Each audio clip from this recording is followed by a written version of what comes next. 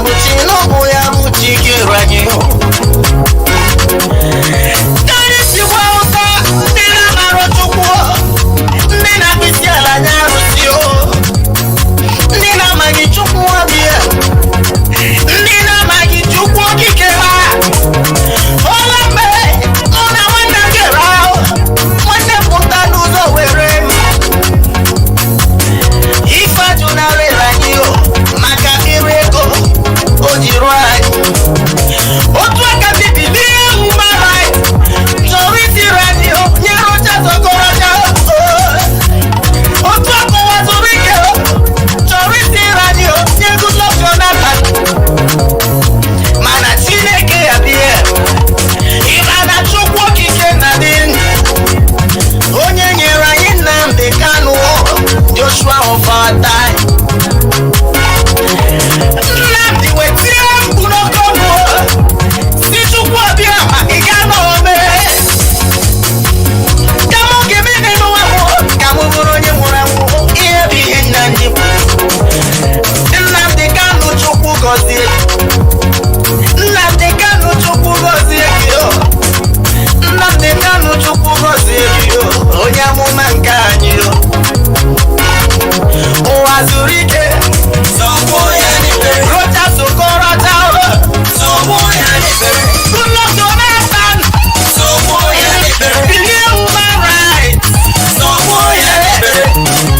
Sọgbu ekwesu n'ụkwụ n'elu ụwa. Egbu ya o n'ekpere o. N'aha Jizọs Biafra ga-abịara. N'aha Chukwu abịa. Onye ọbụla si na Biafra gaghị abịa. Ewo nwanne m. Zọgbu ya n'ekpere. Ọya ka ije. Enyimba enyi. Nzọgbu. Enyimba. Nzọgbu. Enyimba enyi. Nzọgbu. Enyimba. Nzọgbu Buhari. Enyimba enyi. Nzọgbu. Enyimba. Nzọgbu Sanusi. Enyimba enyi. Nzọgbu. Enyimba. Nzọgbu. Enyimba enyi. Nzọgbu. Enyimba. Nzọgbu Tinubu. Enyimba enyi. Nzọgbu. Enyimba. Nzọgbu Hamechi. Enyimba enyi. Nzọgbu. Enyimba. Rocha Sokrocha. Enyimba enyi. Nzọgbu. Enyimba. Ọdụzọ Kanu. Enyimba enyi. Nzọgbu. Enyimba. Nzọgbu British. Enyimba. Nzọgbu British. Enyimba. Nzọgbu. Enyimba. Nzọgbu. Enyimba. Nzọgbu. Enyimba. Nzọgbu Fulani. Enyimba. Nzọgbu. Enyimba. Ụwa zuru ike. Enyimba. Nzọgbu. Enyimba. Nzọgbu. Enyimba. Nzọgbu. Enyimba. Nzọgbu Efeluga. We are soldiers of Biafra. In the name of Chukwu Abịama, we shall conquer. We are soldiers of Biafra. In the name of Chukwu Abịama, we shall conquer. We are soldiers of Biafra. In the name of Chukwu Abịama, we shall conquer. We are soldiers of Biafra. In the name of Chukwu Abịama, we shall conquer. We are soldiers of Biafra. In the name of Chukwu Abịama, we shall conquer. We are soldiers of Biafra. In the name of Chukwu Abịama, we shall conquer. We are soldiers of Biafra. In the name of Chukwu Abịama, we shall conquer. We are soldiers fighting for freedom. In the name of Chukwu Abịama, we shall conquer. We are fighting for our motherland. By the grace of Chukwu Abịama, we shall conquer. We are soldiers fighting for our rights. In the name of Chukwu Abịama, we shall conquer. We are soldiers of Biafra. In the name of Chukwu Abịama, we shall conquer. We are soldiers of Biafra. In the name of Chukwu Abịama, we shall conquer. Kanju na nuju, wago aneri ahịhịa. Ihe amụmụrụ ọrị ogologo. Onye ọcha bịara bịa n'esi anya wekwu okwu n'okolu wetie. Heroes fight like Biafra soldiers. Siya bụ onye ọcha mụrụle. No. We are soldiers of Biafra. In the name of Chukwu Abịama, we shall conquer. We are soldiers of Biafra. In the name of Chukwu Abịama, we shall conquer. We are soldiers of Biafra. In the name of Chukwu Abịama, we shall conquer. We are marching our motherland. In the name of Chukwu Abịama, we shall conquer.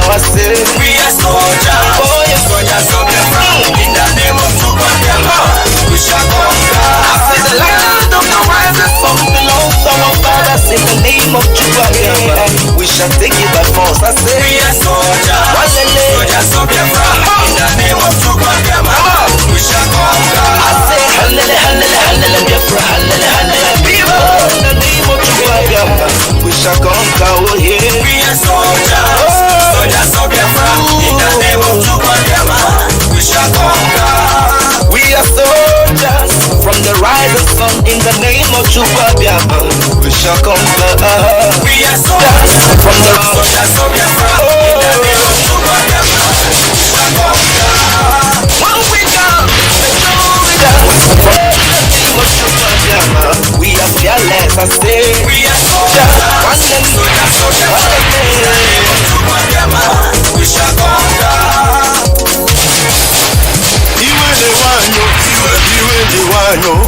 Iwe na-ewanyo na anyị chọrọ n'Biafra. Iwe na-ewanyo iwe na-ewu no na anyị chọrọ n'Biafra. Ụmụ Biafra iwe na-ewu no iwe na-ewanyo na anyị chọrọ obodo anyị. Anambra steeti iwe na-ewu no Enugu steeti iwe na-ewu no iwe na-ewu Abia State, River State, Ebonyi State, na ichoro bulanyo. Ebe ka unu si Biafra, ebe ka unu si Biafra, gaimara po Biafra, gawe boso gabiri. Gaimara po Biafra, gawe boso gabiri. Biafra is my home. ebe ka unu si Biafra, ebe ka unu si Biafra, gaimara po Biafra, gawe boso gabiri. Gaimara po Biafra, gawe boso gabiri. Biafra is my home. In this platform, we are calling all the indigenous people of Biafra living in diaspora to come back home. Let us defend and build our motherland, the land of the rising sun, and stop developing other people's land while our land has been taken by our enemies. For Biafra land is the kingdom of God on earth, and we must fight with the last drop of our blood to restore this great nation, the land of the rising sun. All hail Biafra! All hail indigenous people of Biafra! All hail the land of the rising sun! Biafra must be restored. Biafra must live, and Biafra must survive by the name of Chukwu Biafra. Ebe ka unu si Biafra, ebe ka unu si Biafra, gaimara po Biafra, gawe boso gabiri. Gaimara po Biafra, gawe boso gabiri. Biafra is my home. They say the river cannot flow through the forest without bringing down trees. My dear people of Biafra, for many years we have been folding our arms, hoping that Biafra will come in a platter of big and honey called dialogue. What did we get in return? They kill our brothers, they rape our women, they behead our children, they bomb our churches when we go to worship Chukwu Biafra. No. Enough is enough. We can't take this anymore. We must fight to defend our land, the Biafra we love. For he who wants peace must be ready for war. Ebe ka unu si Biafra, ebe ka unu si Biafra, gaimara po Biafra, gawe boso gabiri. Gaimara po Biafra, gawe boso gabiri. Biafra is my home. My people of Biafra, I'm laughing at you. Are we not ashamed of worship less in a foreign land just to make a living? Are we not tired of marrying our mother's pets just to have citizenship in a foreign land? Are we not tired of running from police and immigration, jumping condominium, rotting in jail? Ebe ka unu si Biafra, ebe ka unu si Biafra, gaimara po Biafra, gawe boso gabiri. Gaimara po Biafra, gawe boso gabiri. Biafra is my home. Enyimba enyi, enyimba, enyimba enyi, enyimba, enyimba enyi. nzọbụ Enyimba, nzọbụ enyimba enyi, zọbụ ha enyimba enyi, ike Nwachukwu enyimba, nzọbụ enyimba enyi, Peter Obi enyimba, zọgbuo ya enyimba, achịkọta nwa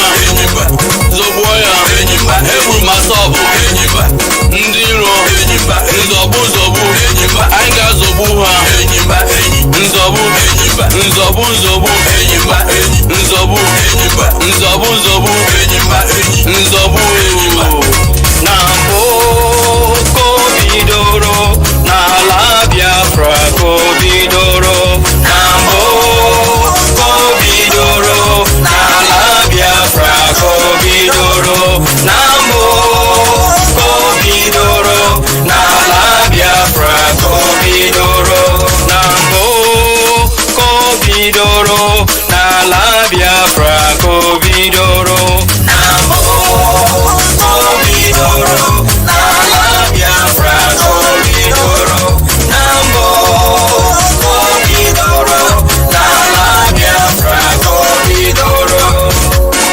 You don't say no be today. I say you don't say no be today. Oh, but I can't hear her out and up. Madonna can't go away, babu. Any lady no na banyo. Any lady madu be doro na banyo. Biafra land ya makao. Biafra land ya makao. Nambu kobidoro. Nala Biafra kobidoro. Ayi were go. Yes. Ayi were sing. Yes. Ayi were oil. Yes. Ayi were store. Yes. Ayi were steel. Yes. Ayi were cement. Yes.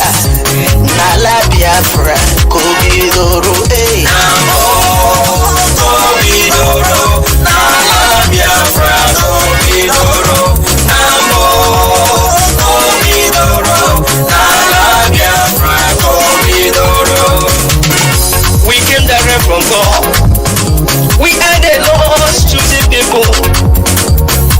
We the Biafra people. And even the Chukwu gozira gozi. There is nothing God cannot do. There is nothing Chukwu Abiyama cannot do. Each one we go anywhere ya. We are war engineers. We have medical doctors. We have medical practitioners. Biafra land is a settled land. Nambu kobidoro n'ala Biafra kobidoro. Nambo kobidoro n'ala Biafra kobidoro Nambo kobidoro n'ala Biafra kobidoro. Abia na doctors na anyị nwere ahụ. Abia na engineers na anyị nwere ahụ. Abia na lawyers na anyị nwere ahụ. Ojukwu akwanye mụrụ ya. Nnamdi Kanu akwanye mụrụ ya. N'ala Biafra kobidoro lele. Nambo kobidoro n'ala Biafra N'ala Biafra banye yo. Nambo The land of the rising sun. kobidoro The high. n'ala Biafra The kobidoro beautiful land. Beautiful land. Beautiful land. n'ala Biafra kobidoro Nambo Beautiful land. kobidoro Lele. n'ala Biafra kobidoro. Hey, iyo go go go go. Iyo go go go go go go. Biafra land the bobo now. The land of the rising sun. Obodo Marama. Beautiful land. The kingdom of God on air. Biafra land. Oh oh oh oh oh oh. Development started from a play. The land of the rising sun. The land filled with milk and honey. Biafra land over the mountain. Nambo kobidoro n'ala Biafra Nala Biafra. I love Biafra. I love Biafra. n'ala Biafra kobidoro Nambo kobidoro n'ala Biafra kobidoro Nambo kobidoro n'ala Biafra kobidoro.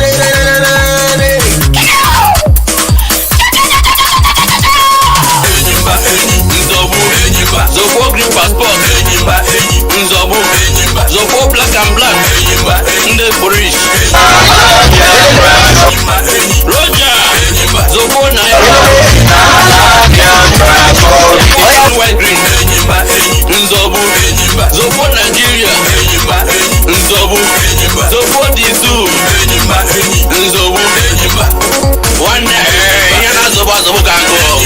Sheba kam sheba. Nzobu. Zobo botanjong. Zobo go one. Nzobu. Zobo Lutas. All the Lutas. Zobo PDP. Zobo FPC. Zerogawa. Zobo Sorako. Zobo Governors. Zobo all of them. Senators. Zobo Ha. Zobo the two. Animal decay. Monkeys. They can't listen very well. Zobo Ha. Zobo Ha. Yala. My people. Zobo.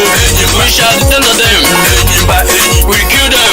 We come with peace and health behind us. We shall scatter. We shall destroy. We shall kill. We are very angry. We will finish. We will descend upon these two. They will know that Boko Haram is a chance slave. We are coming. We are coming in few months.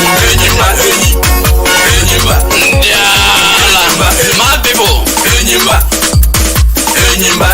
Oleme muna wannem jera abirego ifajuna rerani ewo muna wannem jera wanne kutanu zore wanne kani tibwa usamina marochu tibwa sobwa tona kani tibwa usamina marochu tibwa sobwa tona. I don't come again. Come on, the original death from Bio. Come on, this is our period of time, and we are going to call it our birthright. And now I can't stop us. The Friday comes, anyway we gonna show the blessings of the Lord they follow us. Anyway we gonna show the blessings of the Lord they follow us. Come on, we never hear go here. Say that problem come. We are the best. We are the best now. We have the body one. We have come to freedom time. Every day keep on praying to God. It's our freedom time. Now so we keep on moving forward. Oh yeah, I feel you up in my head. I feel you up in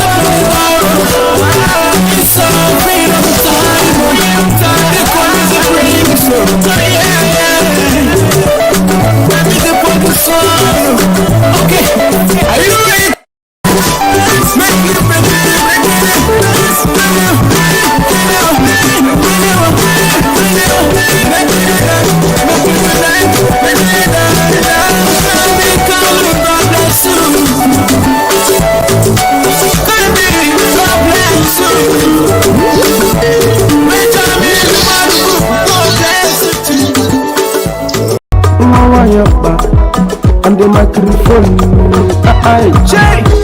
You don't tell when we dey fight for this freedom.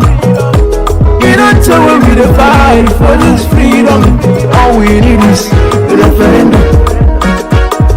All we need is the referendum. All we need is the referendum. All we need is the referendum. All we need is the referendum. Tell me what you do, tell me what you do, tell me what you see, tell me what you see, tell me what you know. When we talking about the referendum, Makani Felemeli no one on Boko Mayam.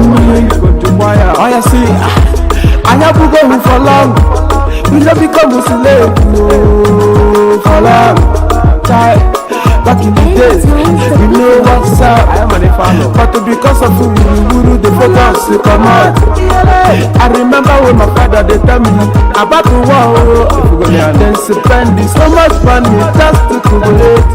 India agony, India sugar. Success in one my typically go man. You don't tell when we dey fight for this freedom. You don't tell when we dey fight for this freedom. All we need is the referendum. All we need is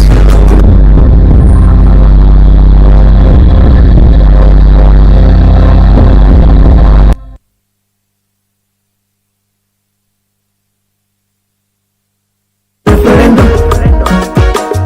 All we need is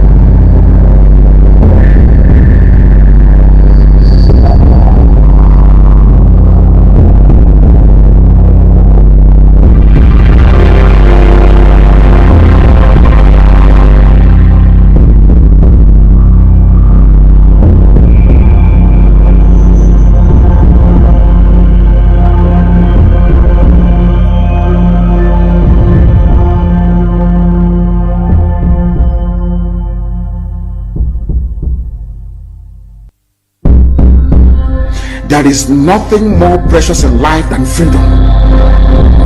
Your freedom is in your hands. There is nothing more precious in life than freedom. Your freedom is in your hands.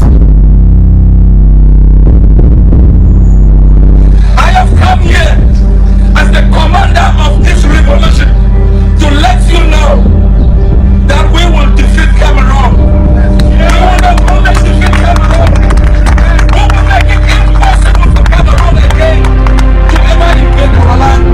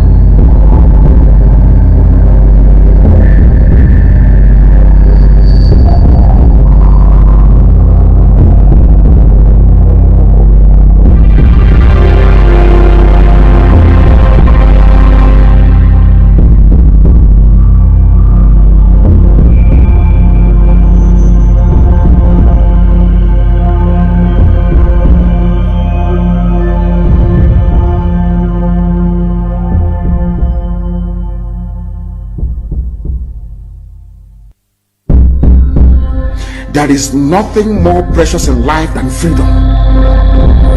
Your freedom is in your hands. There is nothing more precious in life than freedom. Your freedom is in your hands. I have come here as the commander of this revolution to let you know that we will defeat Cameroon. We will not only defeat Cameroon, we will make it impossible for Cameroon again to ever invade our land.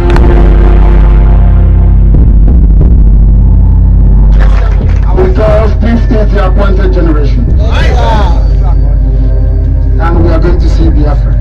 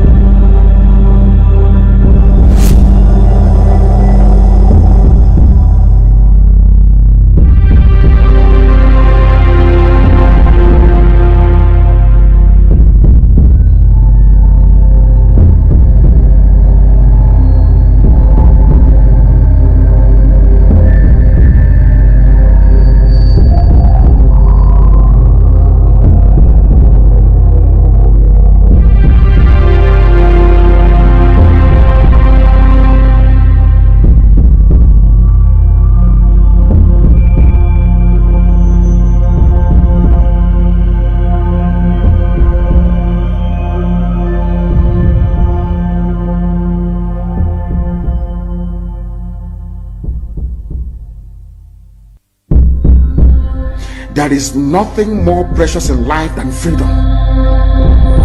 Your freedom is in your hands. There is nothing more precious in life than freedom. Your freedom is in your hands. I have come here as the commander of this revolution to let you know that we will defeat Cameroon. We will not only defeat Cameroon, we will make it impossible for Cameroon again to ever invade our land.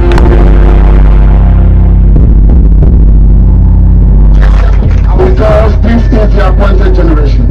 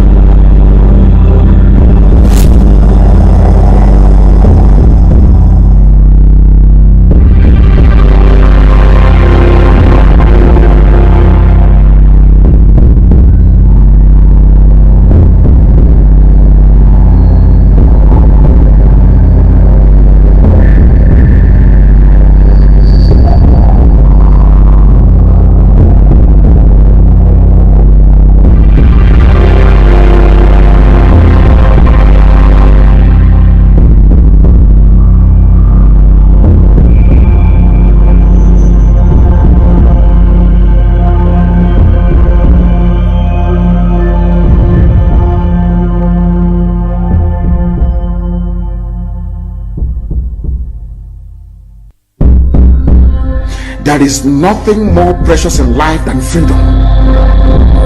Your freedom is in your hands. There is nothing more precious in life than freedom. Your freedom is in your hands. I have come here as the commander of this revolution to let you know that we will defeat Cameroon. We will not only defeat Cameroon.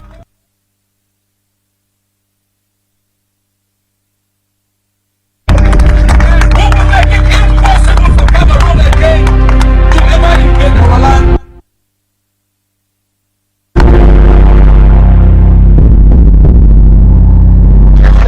Because this is the appointed generation. And we are going to see Biafra.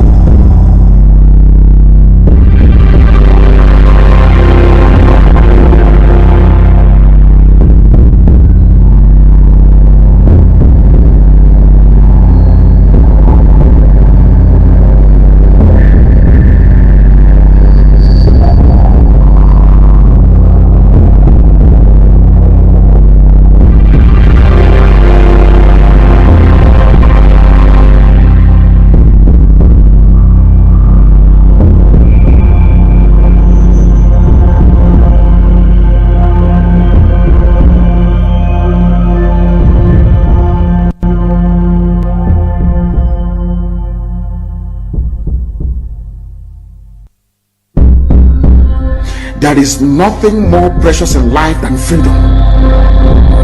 Your freedom is in your hands. There is nothing more precious in life than freedom. Your freedom is in your hands. I have come here as the commander of this revolution to let you know that we will defeat Cameroon. We will not only defeat Cameroon, we will make it impossible for Cameroon again to ever invade our land.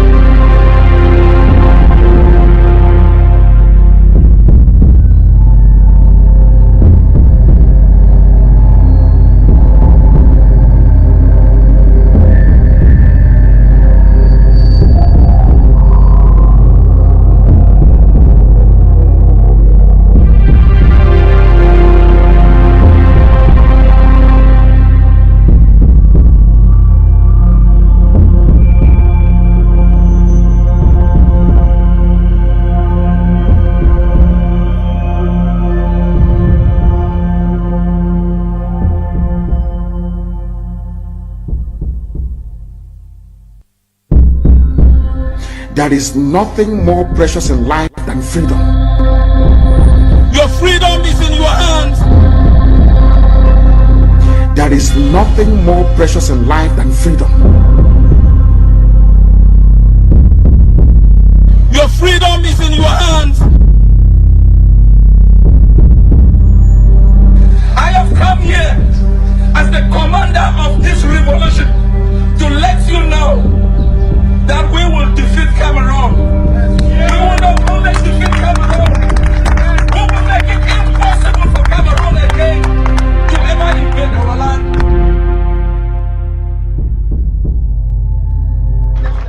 Because this is the appointed generation. And we are going to see Biafra.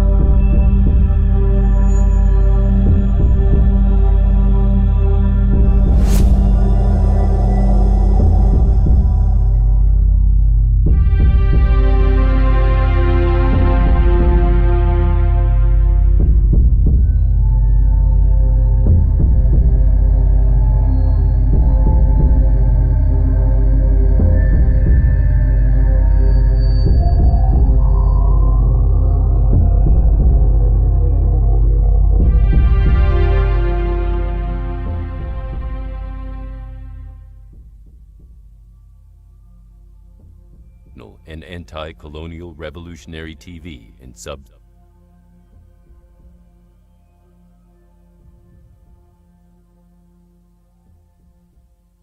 Welcome to Ambazonia Communication Network, the most educational and anti-colonial revolutionary TV in sub-Saharan Africa. This primetime event will begin momentarily. We urge our viewers to stand by.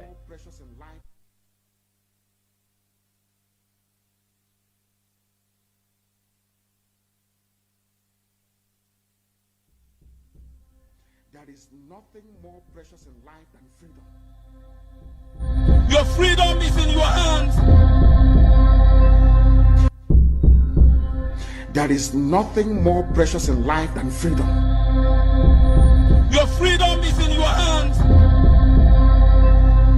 There is nothing more precious in life than freedom. Your freedom is in your hands. I have come here as the commander of this revolution to let you know that we will defeat Cameroon. We will not only defeat Cameroon, we will make it impossible for Cameroon again to ever invade our land.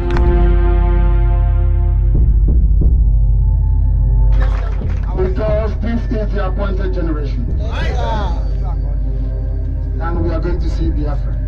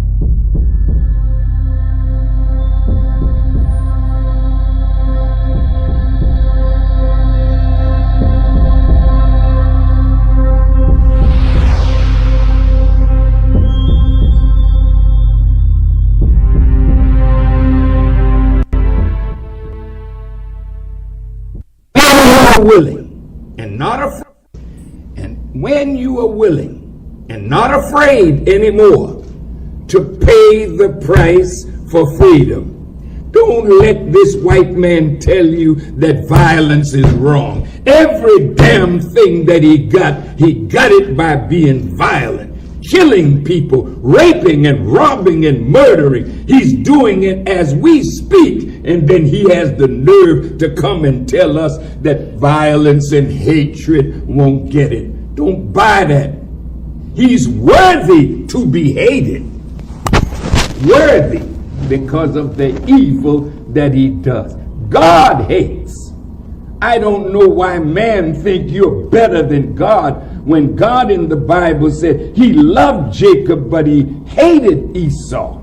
In the Bible he said no man can serve two masters. He'll love one and hate the other. They have made us little sheep that they can walk over and run over, but when we decide it's over, and we should make that decision, it's over, we're not taking it anymore, and we cannot pass on to another generation the legacy of... As an independent state, Biafra carried out its trade and commerce with other neighboring countries before its forceful amalgamation with the northern western parts of the Republic of Nigeria. The people of Biafra briefly enjoyed a spell of independence between 1967 and 1970 when they unilaterally declared secession. However, this move resulted in a deadly civil war that killed almost 2 million people, most of whom were young children who died of starvation.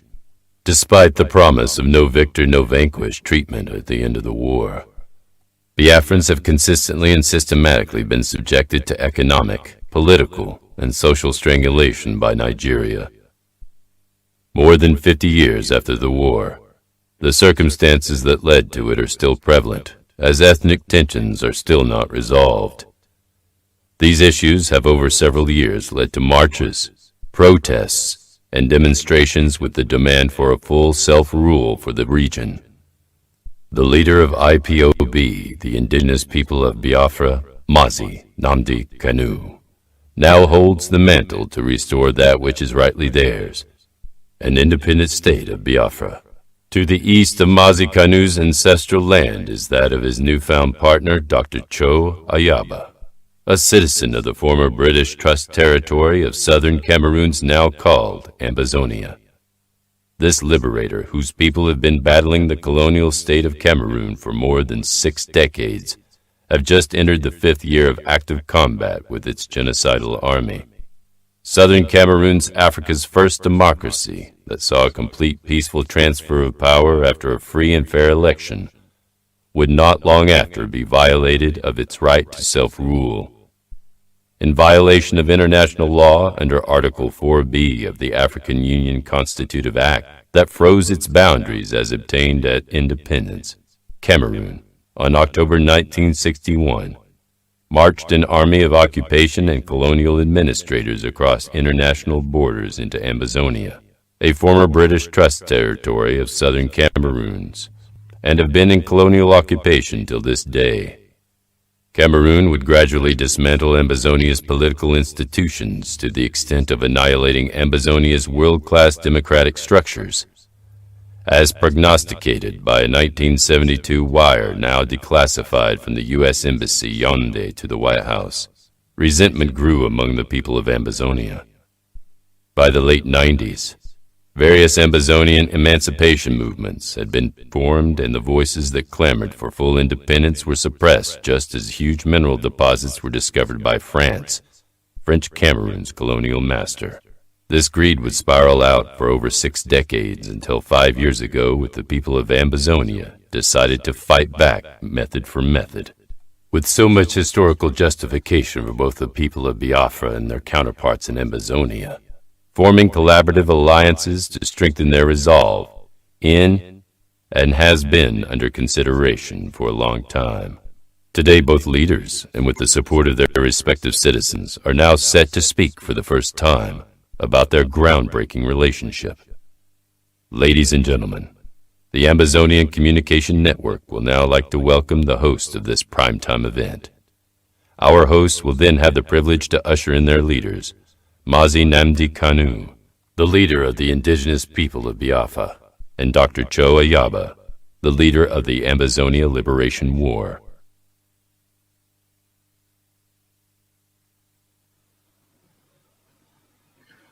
Good evening, viewers. Welcome to this historic day. I am Simon Ekpa, an activist of the indigenous people of Biafra. Today, we are bringing to you a historic press briefing of two leaders. We are bringing to you this historic press briefing, and today history will be made. On this note, may I bring in these two leaders who have defied everything the corrupt terrorist African leaders has brought upon the people. May I use this opportunity to bring to the studio the leader of the indigenous people of Biafra,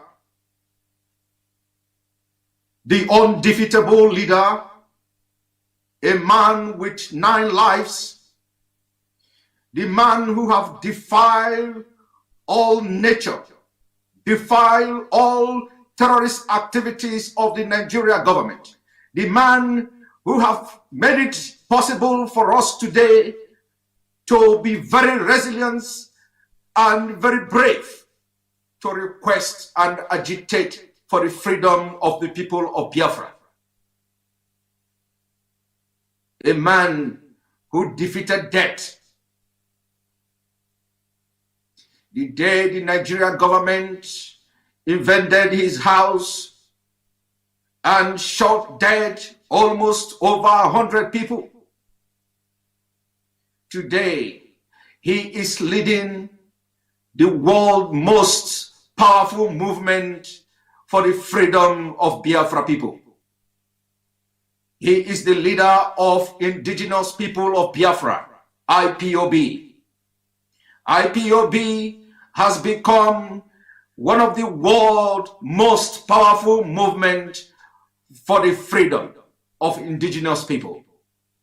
The IPOB are scattered almost all over 120 countries of the world.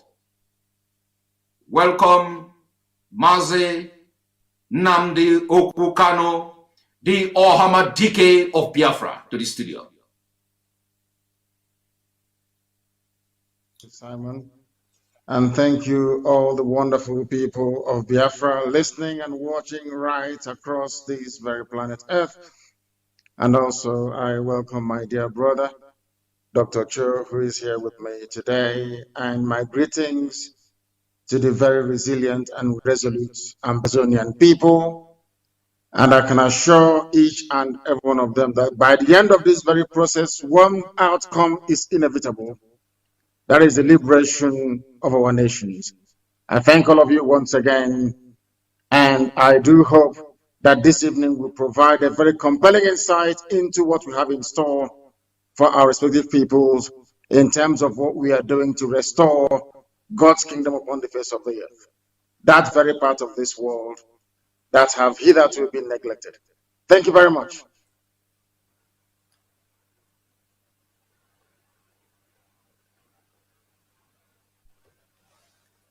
Thanks a lot. Welcome to the studio. To welcome to the studio the undefeatable leader of the AMBAZONIA Liberation of War, Dr. Cho Ayaba. Dr. Cho Ayaba have as well defeated all the terrorist governments in Cameroon. Today, he has given the opportunity for Ambazonians to be very resolute in their quest for freedom of their Ambazonians. Let me use this opportunity once more.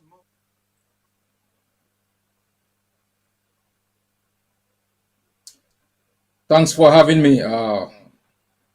First, let me thank my brother, Mazi Nnamdi Kanu, the leader of the indigenous people of Biafra, for taking this bold step so we can stand shoulder by shoulder and together to face the ultimate systems that have put our people under subjugation.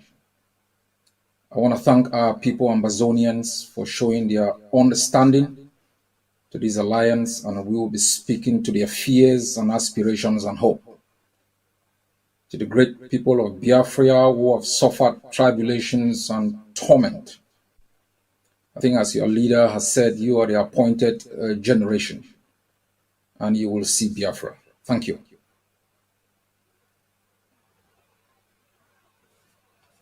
Dr. Joe Ayaba for that wonderful speech and opening speech. Now we are going to have a brief press briefing from both leaders. Like you know, this is a historic day as we move forward for the liberation of the Ambazonians and Biafra people. The generation of Ambazonia and new generation of Biafra on this day will make history. Let me use this opportunity to bring in the leader of the indigenous people of Biafra, Mazi Nnamdi Kanu, the Ohamadike one of Biafra.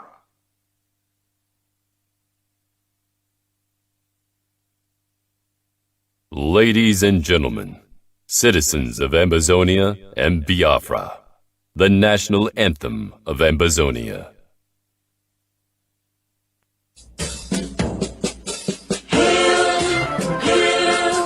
Hail this land of glory, we the Ambazonia, pledge our loyalty. Praises to our Savior who granted us our freedom. Allegiance to the hero who fought along with Yada. Glory to glory, we rise and never to fall. Here in a nation, flowing with earth and holy. Glory, glory, glory to the Father for making you a nation, a joy forevermore. Ambazonia, land of freedom, you shall live in plenty in our need, and your children shall be like the stars above. The Most High God being the watchman of this nation. Ambazonia, land of freedom, you shall live in plenty in our need, and your children shall be like the stars above. The Most High God being the watchman of this nation.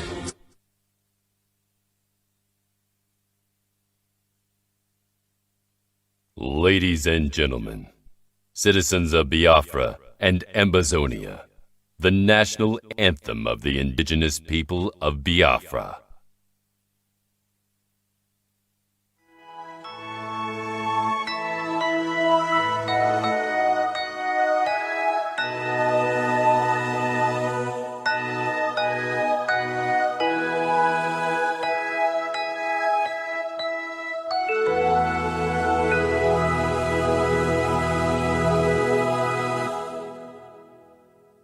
Land of the rising sun, we love and cherish. Beloved homeland of our brave heroes, we must defend our lives, or we shall perish.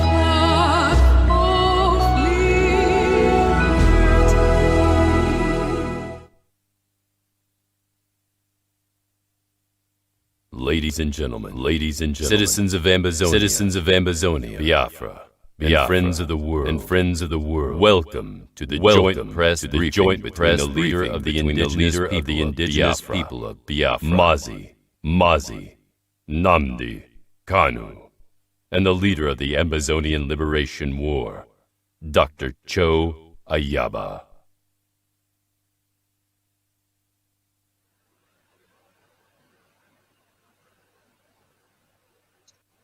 Thank you very much, great people all over the world, the wonderful people of Ambazonia, my own flesh and my own blood, my own kith and my kin.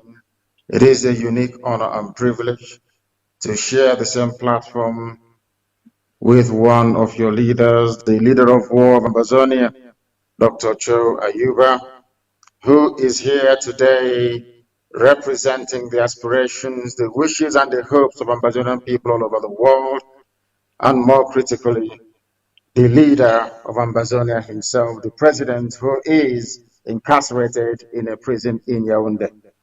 A man I hold in great esteem and admiration. Our hearts, our prayers, our thoughts, and our hopes, of course, go out to him, and we do hope he will be released very, very imminently. My dear people all over the world, Biafrans and Ambazonians, we stand on the brink of history on this very day. Today is the 9th day of April in the year of our Most High Elohim 2021. It is a day that will go down in history, the history of Biafra and Ambazonia peoples, and indeed the history of Africa at large. As a day that our peoples came together with close ranks, identified our common problems, and crystallized it in a speedy emergence of these very two nations. We Biafrans and Ambazonians have resolved from this very day to do what we must do and everything humanly possible to ensure that we change not only the narrative, but to begin the process of the eventual reclaiming of our long shared collective heritage, a shared heritage that goes back to the beginning of time. Today we are indeed on the brink of history. A lot of people never wanted us to get together. A lot of people never wanted us to identify with one another. Those who are benefiting from our misery and our pain, today we have reduced all of them to nothing. Because genetically and culturally, Biafrans and Ambazonians go back to the beginning of time as original peoples of southern Nigeria and southern Cameroon. Geneticists have sequenced and dated the DNA of Biafrans and Ambazonians and discovered them to be one of the oldest DNA on planet Earth. The earliest culture builders on planet Earth, known to archaeologists and anthropologists as the Bantu peoples of Africa, originated from within the regions of Biafra and Ambazonia. We are old people. We are the people of the ancient. From these very Biafran and Ambazonian regions, the Bantu homeland and the cradle of human civilization, the great Bantu's migrations of 1500 BC to 2000 BC took place to introduce our collective civilizations to other corners of Africa and beyond. The history of our two peoples, Biafrans and Ambazonians, has indeed been intertwined and shared from time immemorial. Our forefathers were very much aware of this shared heritage and destiny of Biafrans and Ambazonians. And at different times in history, the coming together of Biafran and Ambazonian peoples under collective leadership and cooperation has produced radically rewarding results. We should perhaps mention a few examples here. Examples of the powerful and rewarding results that Biafra and Ambazonia partnership could produce, we are seeing in the liberation of Haiti, a former slave colony of the French between 1791 and 1804 through a historic revolution. Our people are noted because they are warriors. Ambazonians and Biafrans alike fought side by side as one people in Haiti that made Haiti the first black nation on this very earth to shake off the shackles of slavery and domination. This is the origin of such extant Haitian phrases as Igbo Gramon and Igbo Lele, as you have today in Haiti.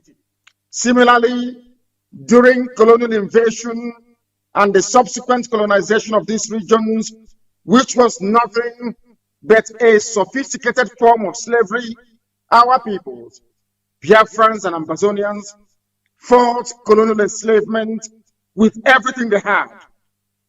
The exploits of Ekumeku, the secret society of freedom fighters in Biafra land that engaged the British invading colonialists for over 3 decades, is still very fresh in our minds. Again, it was to people from Biafra and Ambazonia that the burden of ending colonial occupation politically in the region fell on their shoulders. Hence, we have the activity of the Nigeria Council, the National Council of Nigeria and Cameroon, NCNC.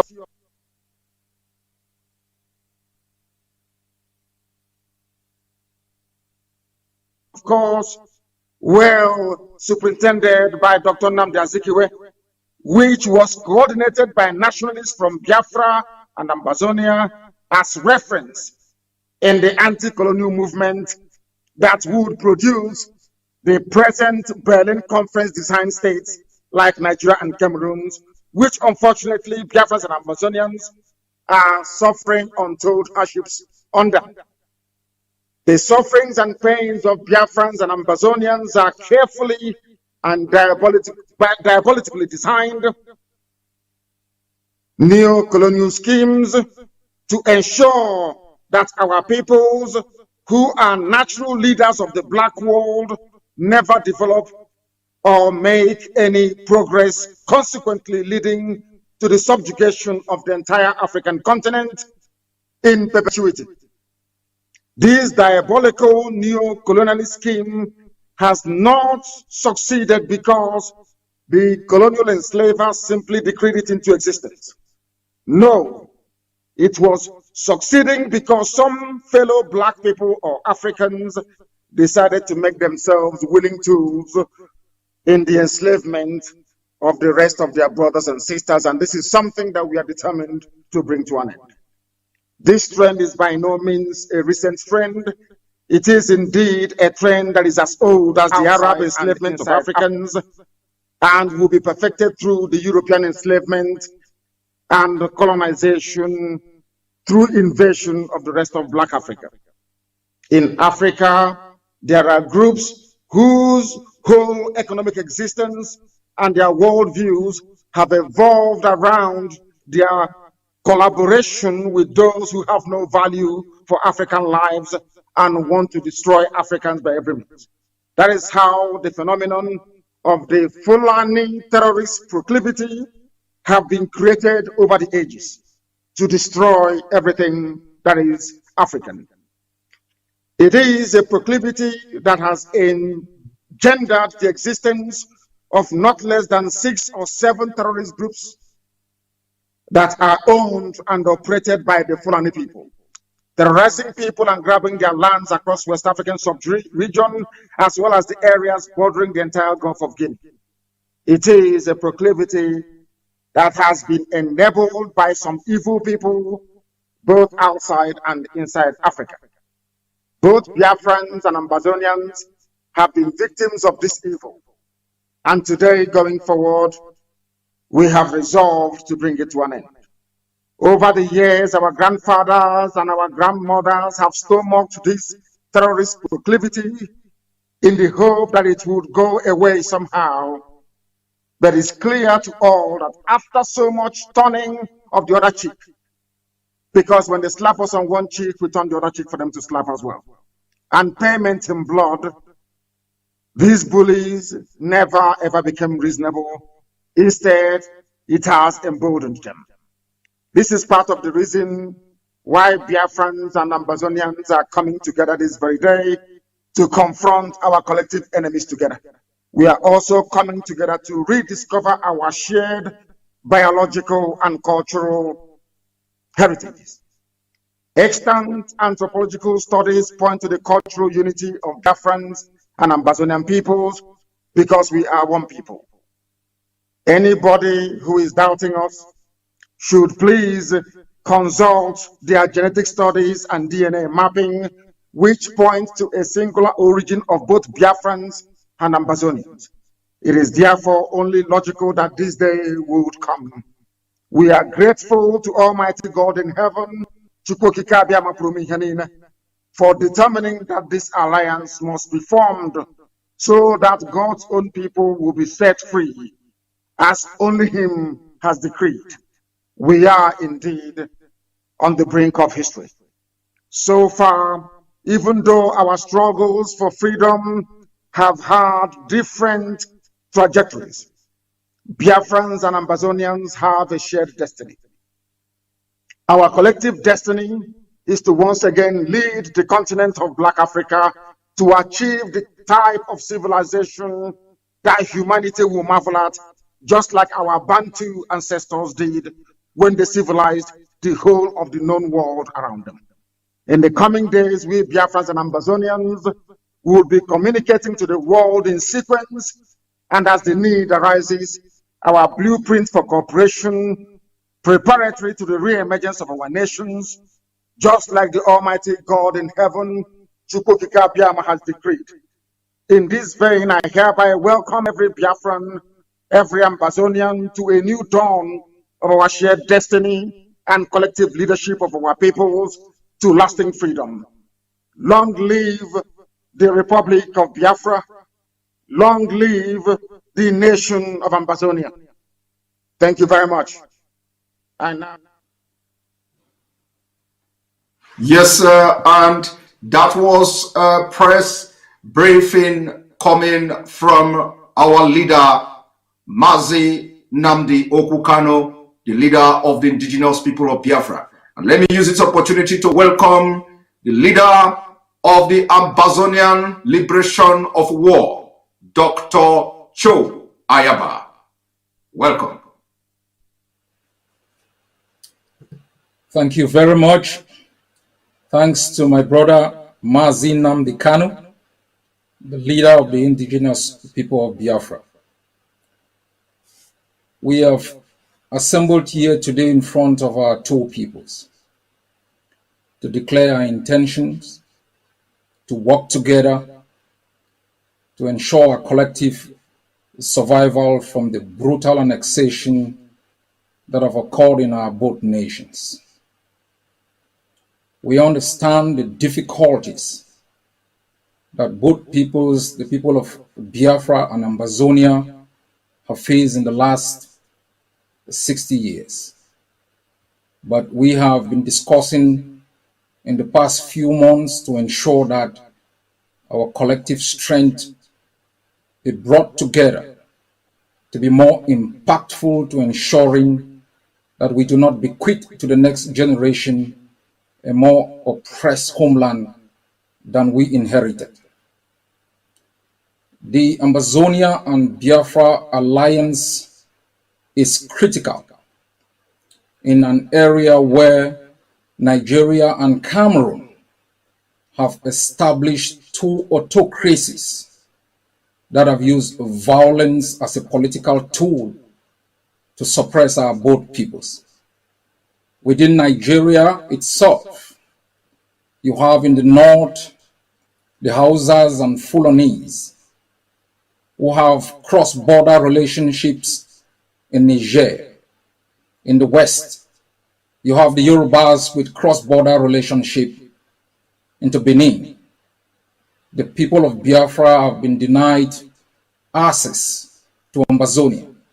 And we must recall that during the Biafran War of Independence, while countries like France, that is the highest investor today in Nigeria, provided support, countries like Ivory Coast, Norway, and others, the one country being ruled by a Fulani man that refused Biafra the opportunity to receive support to prevent genocide was Cameroon, because Ayijo, a Fulani man, preferred the domination that was exercised by the Fulanis from within Nigeria and Cameroon over the Biafran people.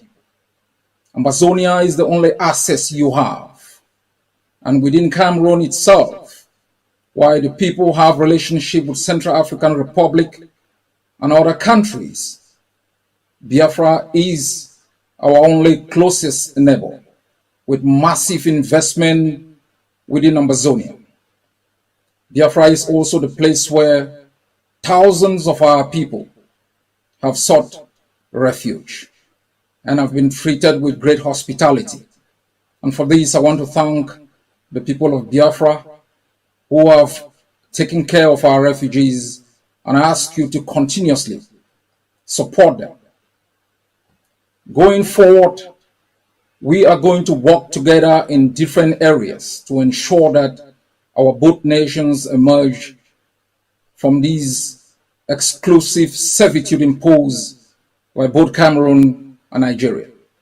In coming to this joint press conference, I understand the worries of Ambazonians, and I have taken time to brief other leaders to make sure that I can allay the worries and fears of our people.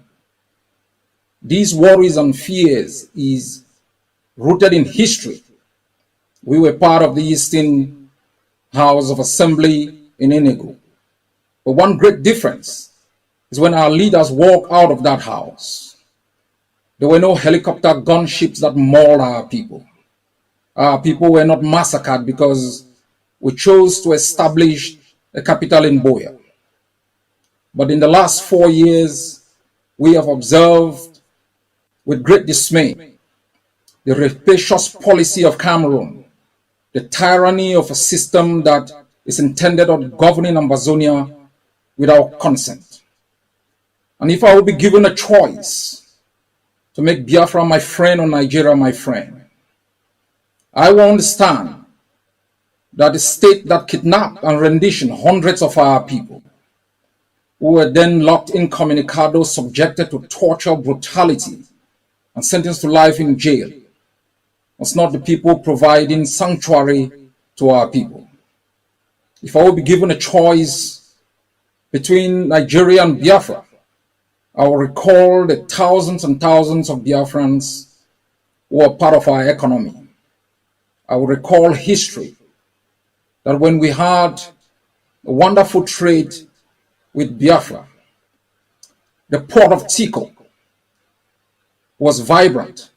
The port of Victoria was vibrant. So too was the port of Port Harcourt and Calabar.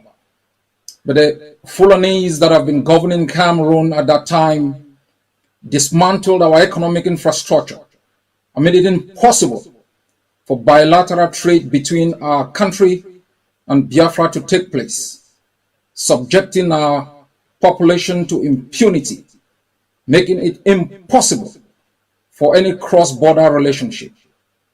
As you have said, we are one people, interculturally linked. But I also want to remind Ambazonians that I take your concerns seriously. That is why this alliance is split into 3 phases. First, to ensure that both peoples are liberated from the tyranny imposed on them, and to establish within a transitional period methods of collaboration and cooperation to dismantling the economic blockade that have impoverished our 2 nations. And within this period, there will be massive consultations within Ambazonia to ensure that any treaty that will be binding between the 2 nations is approved by the Ambazonian people. This relationship and alliance is critical. Across the globe, nations and peoples and countries are coming together to ensure the prosperity of their people, to ensure the liberation of their people. The Biafrans have been subjected to genocide, ecological hazard, by a few greedy people who have hijacked an entire nation and make sure that they treated the Biafran people with impunity. For the past 60 years, Cameroon rolled its tongues into Ambazonia, subjected our people to economic deprivation, political asphyxiation, cultural intoxication. Those who spoke were murdered. Those who escaped were hunted like games, rendition, and incarcerated incommunicado in the jails of the occupier. For us, the Ambazonian people, we have resolved in the past 4 years to match Cameroon method for method and ideal for ideal, to make sure we arm ourselves to the teeth, to ensure that the brutality that our people have been subjected to in the past 60 years comes to an end, so that we can establish within our own borders economic and political systems that are indigenous to our own cultural and political realities, that our leaders are accountable to our people, that our bounties will be exploited for the development of our people and those who believe in our own values, that our nations will never again, the nation of Biafra and Ambazonia, taken hostage by a few greedy men, our women raped, our children subjected to misery, and our men turned into boys.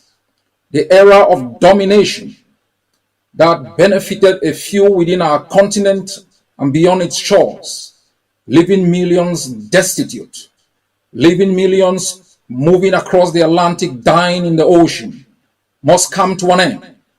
We must redefine the contours of the continent. For the notion of Pan-Africanism must be redefined to ensure that self-determination of nations that have been caught under political systems that do not represent their interests becomes the norm. Before there was Nigeria, there was Biafra. You cannot allow yourselves to be taken hostage by a few men who've decided to rape your soils for their own interests.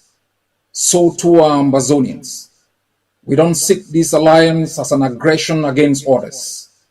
We seek this alliance as a means of self-preservation against tyrannies that have curtailed for both peoples our right to survive within our own shores.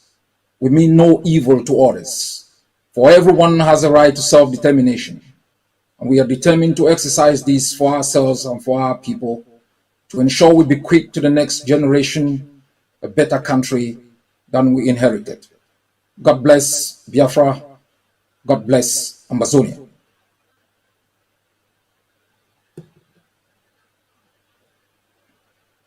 Thank you. Thank you very much for that wonderful speech coming from Dr. Joe Ayaba. I would want to ask just one question, but then I think it will be very, very imperative, to ask two questions. I wanted to ask one that both leaders will address, both of you will address this question, but I want to ask individual question because, this is a historic event. And I want to seize this opportunity to ask these questions. Now, to our leader, Mazi Nnamdi Kanu, the leader of the indigenous people of Biafra, the Ohamadike one of Biafra, I want to throw this question to you. Maybe not question per se, but let me throw this question this way. Just Few days ago, I came across an article written by New York Times. And this article said, and I quote, more than 1,800 prisoners are broken out of jail in Nigeria. Gunmen bearing machine gun and grenade stormed a prison in a restive part of southeast Nigeria, many refer to as Biafra. Many refer to as Biafra, letting loose any inmate who wanted out. Now, I'm going to also take a line from this same article, which says, Biafra in the same New York Times, and that it will say, it has been 51 years since the end of the Nigeria Civil War, in which people of Eastern region broke away from the rest of the country. Biafra, the state they created, came to an end when its leader surrendered after 30 months of fighting. Then, but the Biafra dream is alive and well. And when I listen to both of you, I listen to Dr. Cho Ayaba, I see the same agony, the same story, the same kind of experience. I also have come across an article which says that some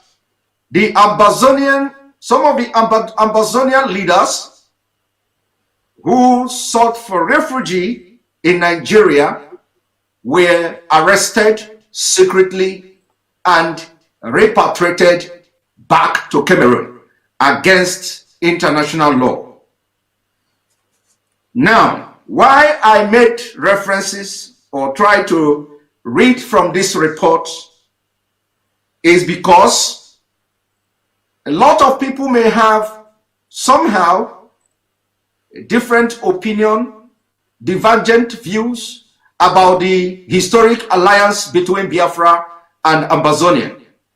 I want the leader of the indigenous people of Biafra, our leader Mazi Nnamdi Kanu, what assurance are you giving to Biafrans, knowing fully well that New York Times, for the very first time since the beginning of the restoration struggle for Biafra, they are now recognizing Biafra in the east side of Nigeria.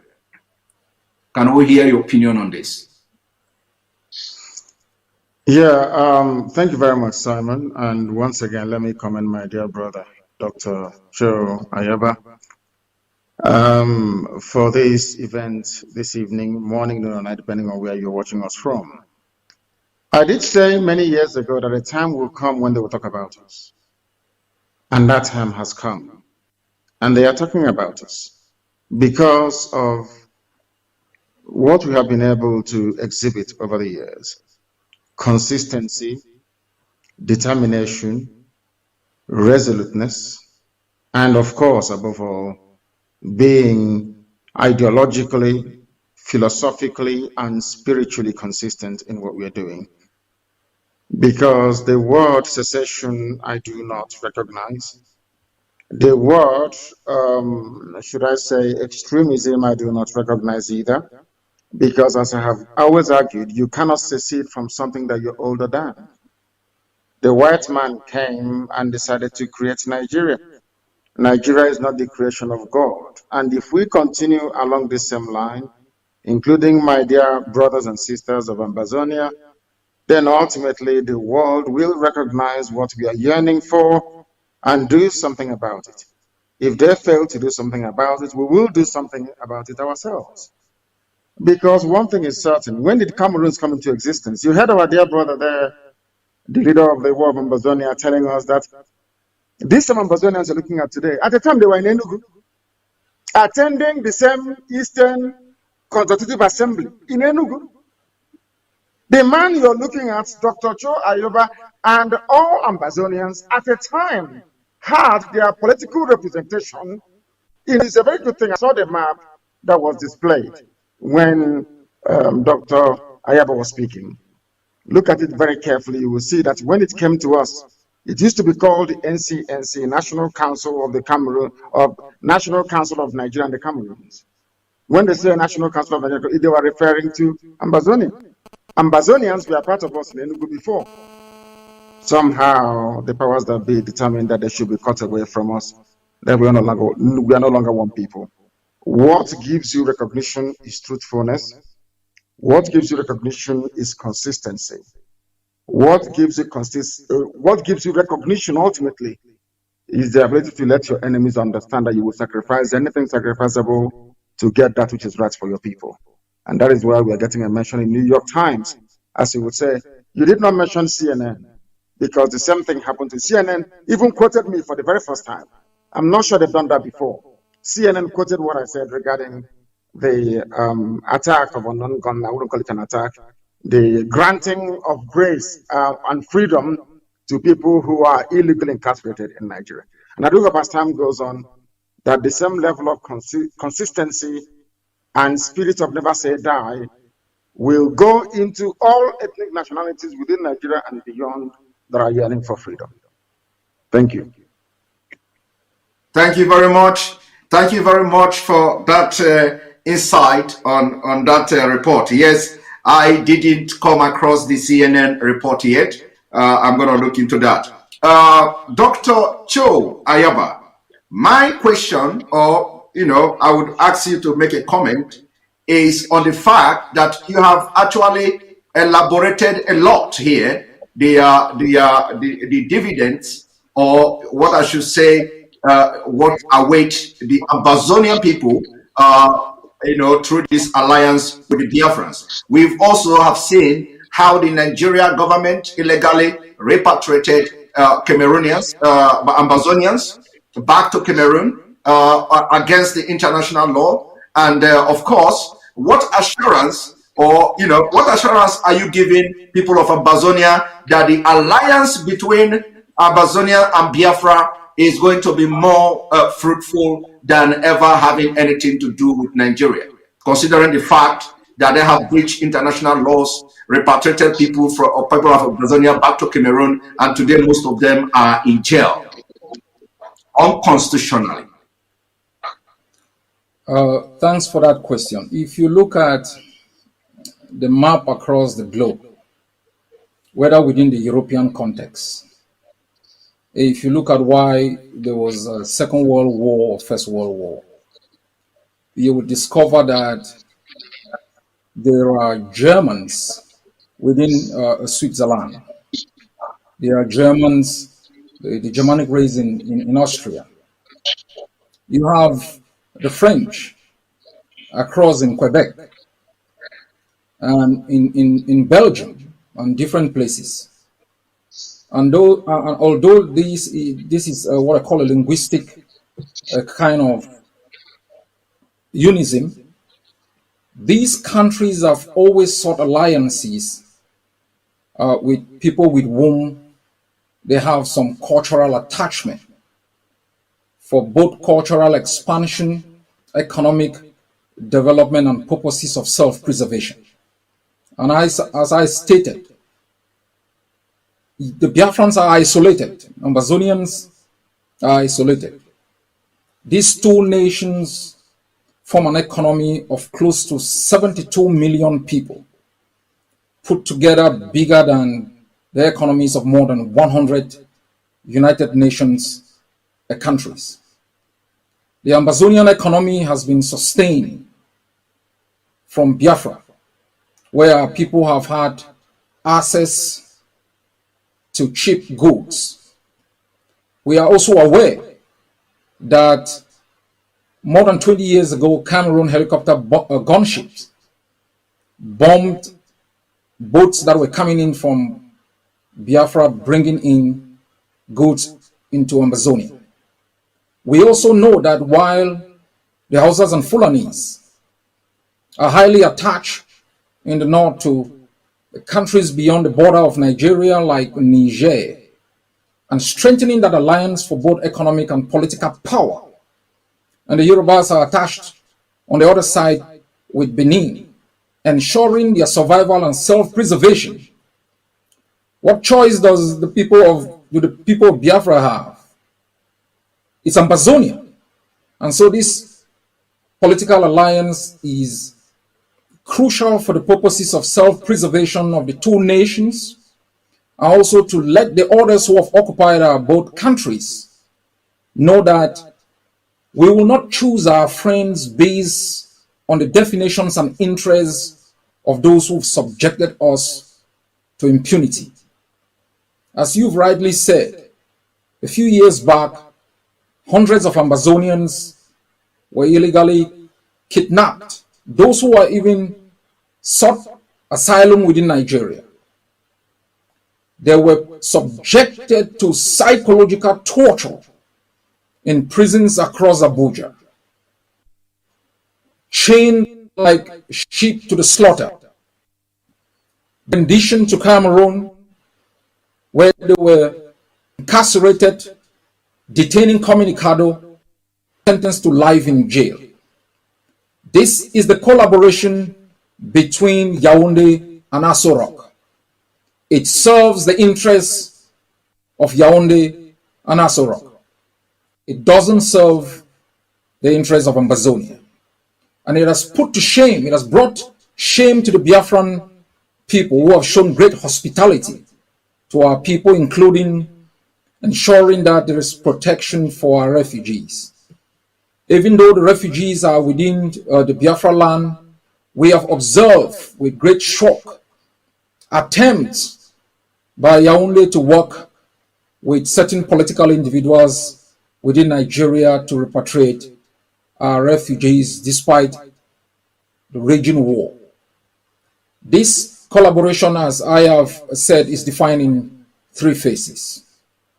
I will be leading on behalf of the Ambazonian people, working with the people of Biafra and the leader of the indigenous people of Biafra to ensure that in phase one of this collaboration, we are able to work together to ensure the self-preservation of both peoples. However, the Biafrans choose to do it with their choice. For us, Ambazonia, the right to self-defense is a right that we have invoked, because the only weapon of choice that Yaoundé and Cameroon has used in 60 years is that of rifles, machine gun.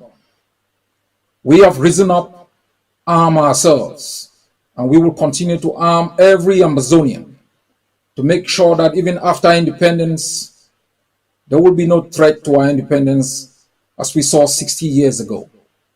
And I think it is important that when we establish a free and independent nation beyond our borders, there should be another nation that is free to engage in trade, commerce, dismantling the economic blockade that both countries of Nigeria and Cameroon have imposed. As we move forward, we will be looking at the details to expand the details of our collaboration. And as I know, and as I said in my opening statement, to assure the Ambazonian people, in times of peril, leadership must make decisions that safeguard the interests of the people. There will come a time when the Ambazonian people will be able to certify the instruments of collaboration to be binding to both Ambazonia and Biafra. And that can be invoked under international law as binding to both peoples. I trust my brother Mazi Nnamdi Kanu for his steadfastness, for his ability to galvanize and mobilize the Biafran people. To you, the Biafran people, this is what I'd like you to know. You cannot allow people to invade your land, use your resources to arm themselves and subject you to torture, while you escape across borders to establish little niches in different countries. You must rise up in whatever way, form, or shape to defend your right to exist, defend your right in the land of your birth, to exploit your resources for the benefit of your own people, and to make sure you can bequeath to the next generation a better place than you have inherited. A genocide took place in your land. Those people didn't die in vain. In the past few weeks, we have observed with shock and awe helicopter gunships throwing bombs in your suburbs. Those people who have died have not died in vain. And I can assure you, we will establish within the Gulf of Guinea stable political systems that would ensure that our partners beyond our region can trade with us with respect for our independence and to make sure that we can reap the benefit of international trade. What we should never allow again, and I say we, Biafrans, Ambazonians, and all peoples within the continent who are blessed with the bounties that God has given us, is to allow tyrants and murderers to hijack our states and use it as experiments for murder and genocide. That era has come to an end.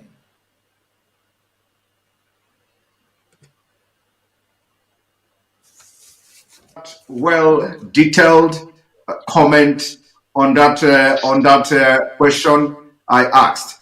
Thank you very much. Both of you have done so well, and our viewers also thank you for watching. We are going to ask you, both of you, to give somehow a closing statement, word of encouragement to both countries, both nations, especially those of our men in the forefront of this struggle. We want you to give word of encouragement. Very brief. We can start from Mohammed of Biafra. Yes, thank you, Simon, and once again, thank you, my dear brother, Dr. Cho Ayaba. What I have to say is very simple, is that we have embarked upon a mission and a journey from which there is no turning back until victory is assured. What we can also tell our people today is one thing, that we are not going to stop what we are doing until freedom is secured for all our peoples. It doesn't matter what the enemies do. It doesn't matter what they intend to do. It doesn't matter the sort of collaborations they may enter into. It doesn't matter what form of brutality or any form of brutality they may wish to visit upon us. We are resolved and determined to make sure that we prosecute this very campaign to its glorious end, because in the end we're going to emerge victorious. There are men who are fighting, people who are defending our land against the excesses of Fulani Janjaweedism, those who have come from the Sahel to take over our land. We're not going to allow them to do that. I must encourage them, and also encourage Ambazonian fighters as well in all that they are doing to ensure that the land of Ambazonia is safe. We must not make this very mistake that most people do all the time, to think that help is going to come from somebody else. Nobody's going to help us. We are here to help ourselves, and God willing, we are going to emerge victorious.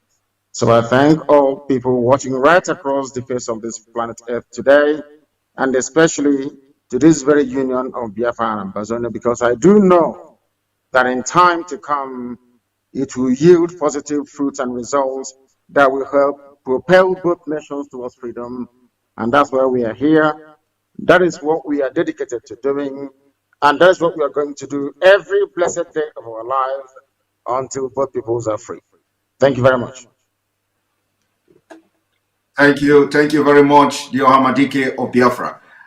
Dr. Cho Ayaba, can you give the men in front line your word of encouragement? Thank you very much. First, I would like to thank my brother for the courage. Both of us standing here today is out of courage. And I want to thank you very much for having that courage to make sure that we can step out of the cocoon and speak together. To our both peoples, the people of Biafra and Amazonia, I would like you to be assured that in our greatest moments of need, like those of others before us, they've established alliances to ensure their survival. Look back and you find roads and our villages littered with the charred bodies of brave men and women who rose before us to attempt to defend our lands. You look back and it's horror and pain faced by millions of people who have never known happiness, who've never known peace, facing ecological and economic disaster of untold proportions, imposed by others who have sought to occupy our both countries without our consent. Look back and there is genocide and hopelessness. You look forward, there is hope, but you require determination and courage to marshal on and to make sure that we can both be free. Ambazonians must know the tenure of Cameroon in Ambazonia has come to an end. The last chapter of its presence has been written by the blood of our people, and its tyranny and subjugation and impunity and abuse shall never again be tolerated. We will establish going forward friendship with people who have similar experiences and who mean good for us. But we will also ensure we proudly safeguard and preserve our independence. To you, the people of Biafra, you have to stand firm. The past has been difficult. The present is hopeless. But the future under your present leadership and construct is very hopeful. God bless you all. Thank you very much. Thank you very much. This has been now a very successful press briefing. And on this day, the 9th of April 2021, history has been made. Thank you very much, Ohamadike of Biafra. Thank you very much, Dr. Cho Ayaba. And may God bless you. Now, our viewers, we are going to continue and we are going to have some panelists who are going to join me in the studio, and we are going to make some kind of analysis on the speeches of these both leaders. So our viewers, don't go away. Sit right there and watch as we bring in panelists. And remember that the collaboration and alliance between Biafra and Ambazonia has just started.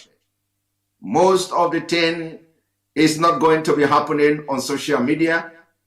We are not going to be broadcasting as we move forward in this quest for freedom of both nations.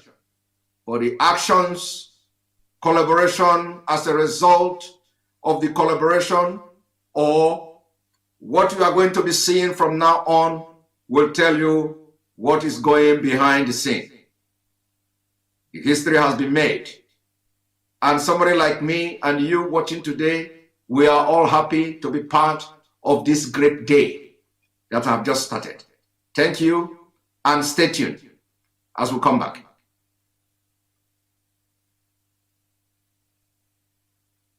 Ladies and gentlemen, citizens of Ambazonia and Biafra, the national anthem of Ambazonia.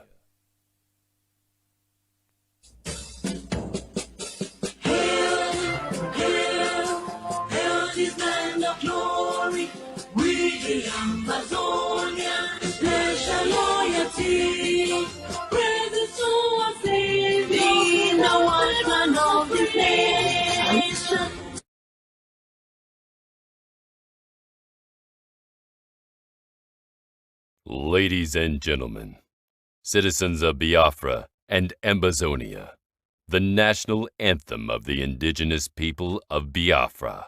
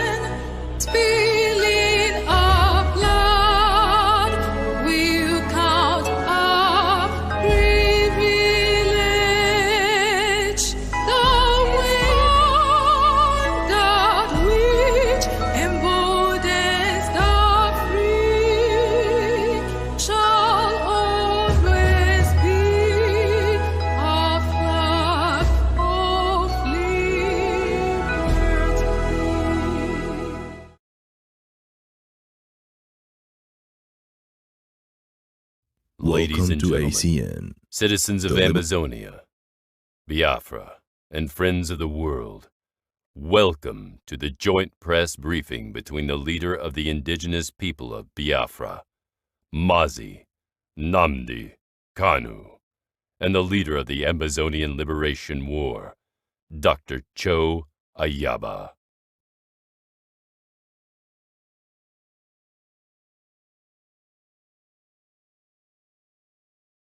Welcome to ACN, the Liberation TV of Ambazonia.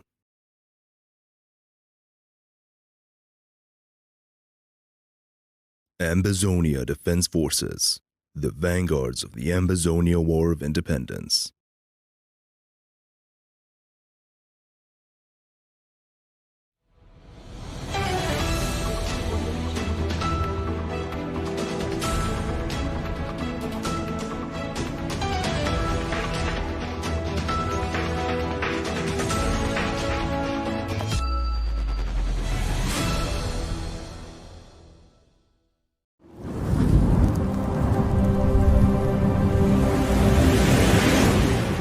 Stay tuned on ACN TV.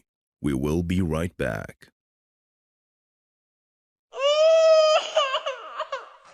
We need peace, we choose freedom.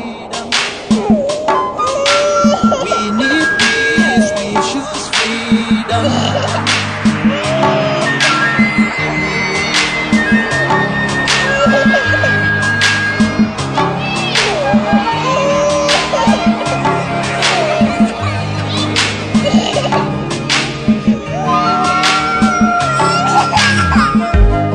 There was a nation living in peace and unity. Hey, they are people with love and harmony. Oh, yeah. They saw greatness rise up to its purity. With with another people of different culture. Idea and heritage bias and oppressive. Oh, I see. A nation from trigger of Africa, rising with strength and might and power. In due time, nobody gonna praise us. Rather, you all gonna embrace her. With your flag, with your flag, with your flag, with your flag. Oh yeah. Let the tears of our mothers who lost their children be heard. Let the blood of our heroes speak from now till forever. Let the whole wide world know Biafra is our home. Oh yeah, Biafra is our home. Oh, it's my home. Yeah, Biafra is our home. I reminisce way back 1967. Death toll and the blood couldn't count them even. Mama screaming, child squealing, pops on the ground. 2.5 years, over 3 million's gone. Why? Cause we asked for our freedom, and we're going back to our sovereign kingdom. They shut us down when we cried, the world said nothing. Sitting back in the crib, watching our suffering. Should I talk about the planes dropping shells like rain? Suka had the first taste of a hero's blood. Abagana Zobunigwe was stronger than flood, but the juke is too strong and fought them off on the chart. Thought the bloodshed's gone, then it came again. 216 and the massacre, it started again. So bloody name, I couldn't cry tears. Blood dripping down my eyes, water in my vein. We died trying to fight the cause and we're trying to break him. It's our freedom, but the world was against us.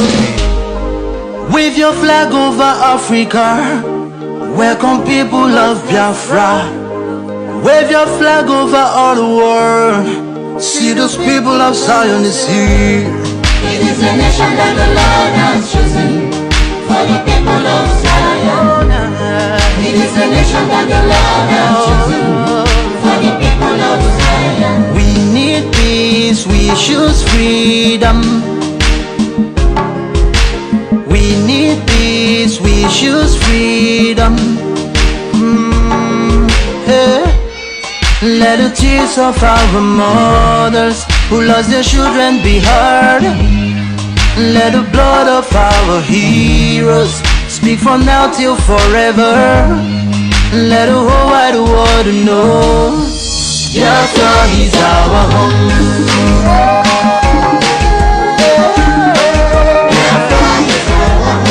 I see the rising sun from Africa.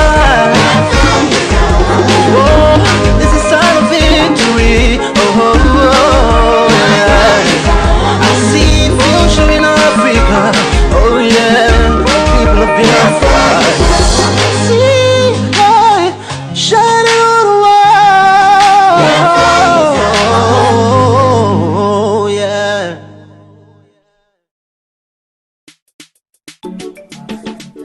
The king of kings of music again on this one. Your boy's Dave. For that again, we know we forget you way. Giggle like we know we forget you way. Brother Wabi, we know we forget you way. We know say you don't go, we know we forget you way. We know say you don't go, we know we forget you way. Pretty Alash, we know we forget you way. Abdul Bello, we know we forget you way. We know say you don't go, we know we forget you way. We know say you don't go, we know we forget you way. Meme Raymond, we know we forget you way. Brother Chopdo, we know we forget you way. Chamoni, we know say you don't go, we know go forget you way. We know say you don't go, we know go forget you way. Brother Scoopy, we know we forget you way. Grand Joji, we know we forget you way. As I be say you don't go, but I know go forget you way. We know say you don't go, we know we forget you way. But what's in now, take a molo molo way. Kababelo, take a molo molo way. Babanjile, yatila wale wale lay. But zila wale wangonji, over there in control.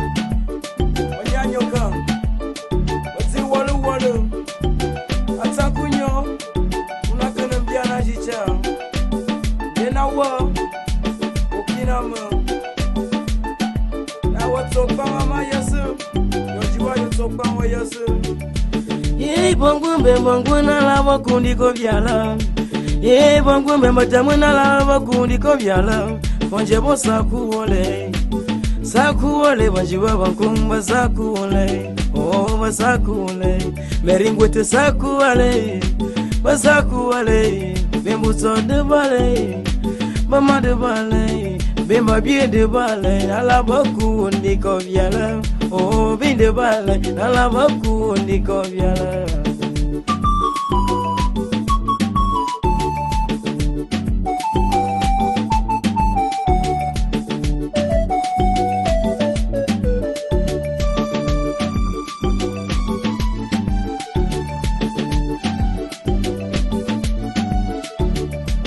Pretty Allah, we no be forget you, we no go forget you, we no be forget you.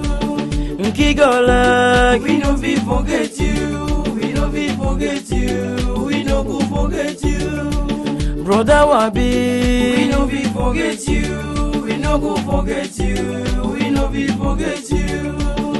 Grand Joji, we no be forget you, we no be forget you, we no go forget you. Meme Lemon, we no be forget you, we no go forget you, we no be forget you. My Abdul Bello, I no go forget you, I no be forget you, I no go forget you. My brothers and sisters of Kimezun land, we no be forget you, we no go forget you, we no be forget you. Great people of our Kimezun land, we no be forget young men who are there, we no be forget you, we no go forget only the handsome girl, he's the final judge. We no be forget you. So all my brothers in the northwest and southwest, we no be forget you. Accept my condolence. We no be forget you, God. We no be forget you. The supreme commander, we no go forget you. When he says yes, no man can say forget you. We no go Lord have mercy. We no be forget you. Thank you, Jesus. Sakunyo usakabo worship. She came and down a bimbo hoyasu. We no go forget you. Mandiko yala dego. We no be forget you. We no go forget you. Shanye she ale woman na mama yasu. Hey woman with me shingela ma yasu. Oh my brothers, we tears in my eyes, I am crying. We say Jehovah, have mercy, you have mercy, your Lord. We no be forget you, we no be forget you, we no go forget you. But that again, we no be forget you, way. Kigo like we no be forget you, way. Brother Wabi, we no be forget you, way. We no see you don't go, we no be forget you, way. We no see you don't go, we no be forget you, way. Pretty Alash, we no be forget you, way. Abdul Bello, we no be forget you, way. We no see you don't go, we no be forget you, way. We no see you don't go, we no be forget you, way. We no be forget you, we no go forget you, we no be forget you. We no be forget you, we no be forget you, we no go forget you.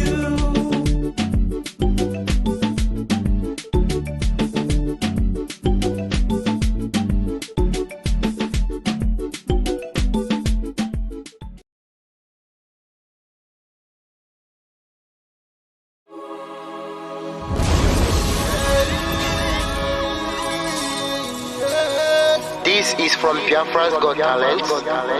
We are letting Biafrans know the reason why we should remember those who gave their life for us, those who died, that we may live.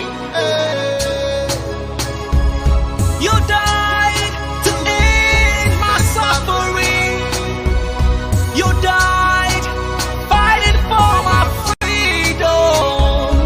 Your blood is the seed of redemption. You are my inspiration. The deed no wrong for them, military shots at them. 67 to 70, we remember them.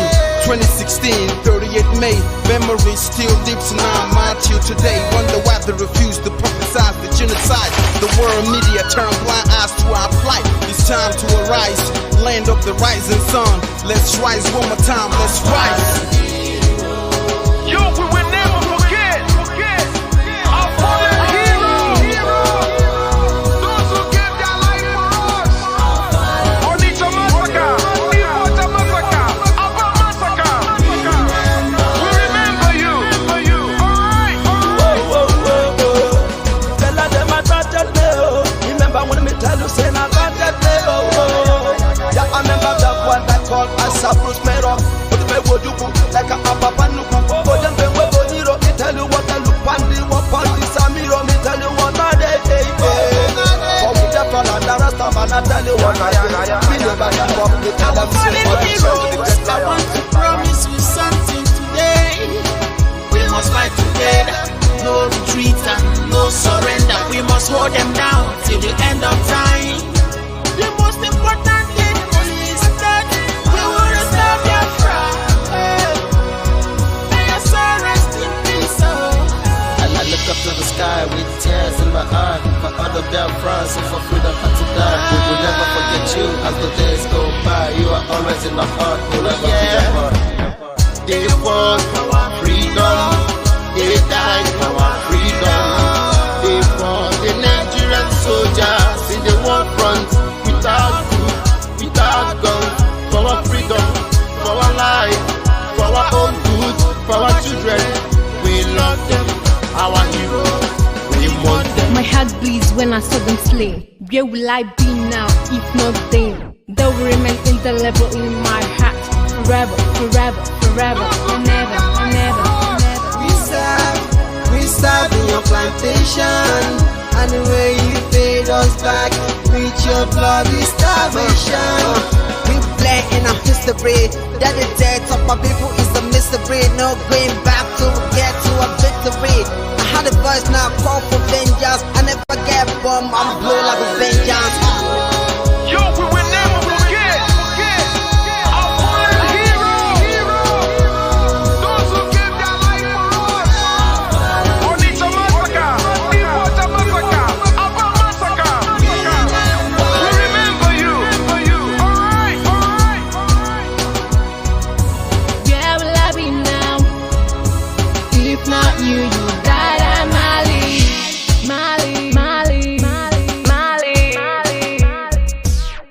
They were starved to death because of our freedom, and they paid the debt for our freedom. Flag high for those that died in the genocide, fighting for you and I. There is pain in the heart, we bleeding inside, tears in the eyes, so I'm falling here. This is for my fallen heroes. Keep them on the patient people. It's like I'm looking at myself in the mirror. Cause we to be a cast, and it to be a us. If we did not retire, They paid the ultimate price. They died for the freedom of unborn child. We live for the legacy. Yo, we will never forget our fallen heroes.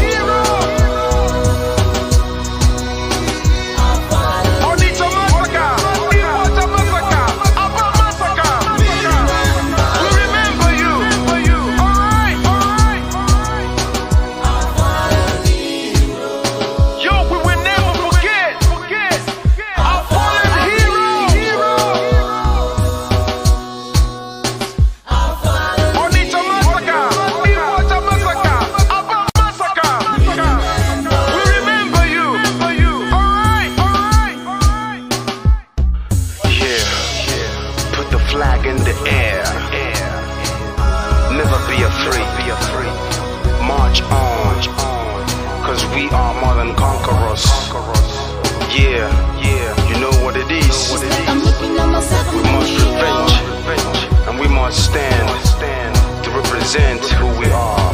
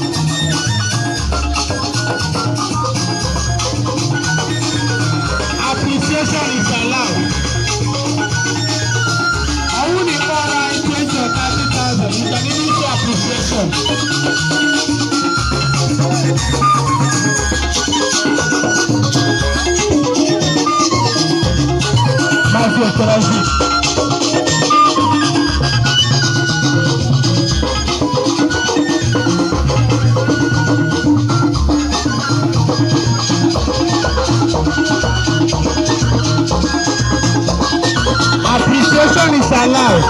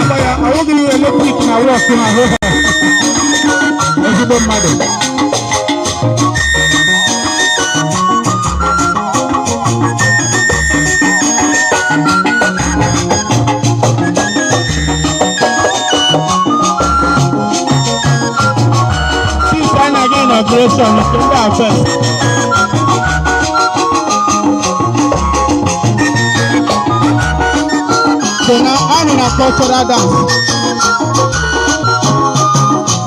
And they use space about cultural music. Open space to happen that.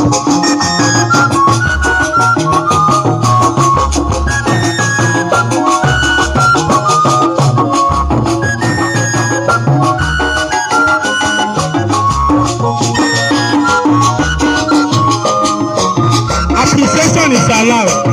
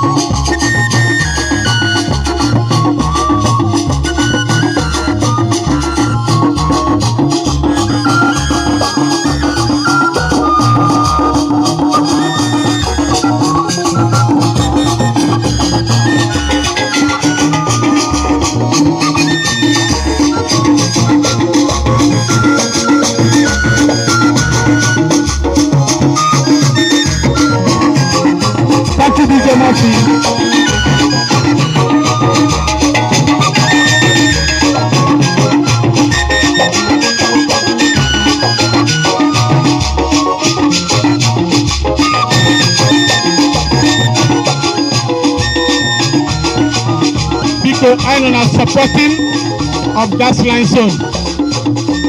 Yeah, cultural dance soon about no. You don't know. Thank you very much. The cultural dance soon about people on the line a program is very well. Even Abana to Nabasa to one bandre. Abana to Nabasa to one bandre. So we have not drawn the party. Thank you, DJ Mopi. I'm not supporting. Thank you. Una Baleala too much. Even in Kemoke, go and catch a Balea. Thank you very much.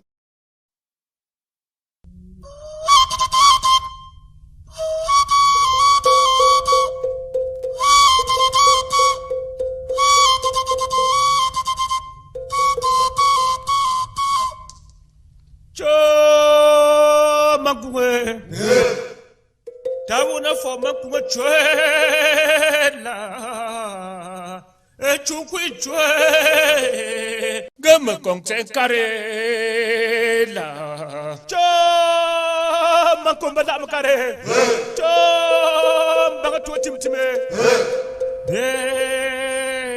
wo la wo wazobo wo bamba adibemo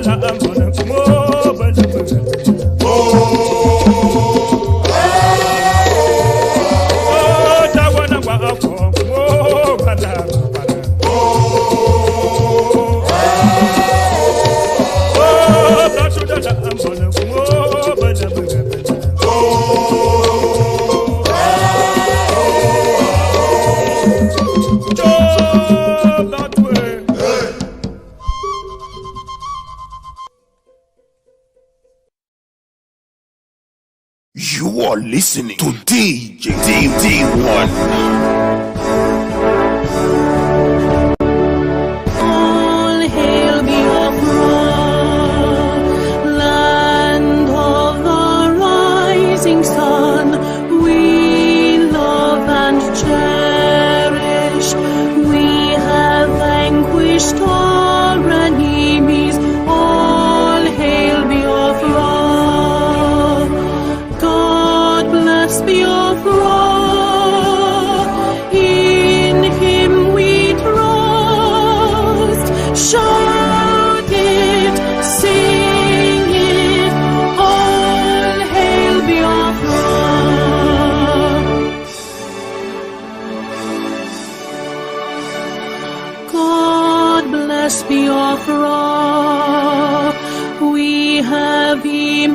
Triumphant from all our foes, through the crucible unscathed we passed victorious, our trumpets pealing the glorious song. Play it, sing it, all hail Biafra.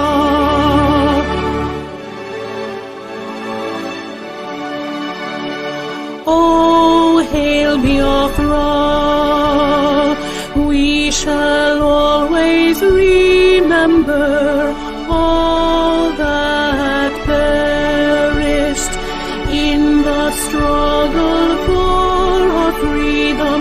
All hail our heroes, our prayer shall be.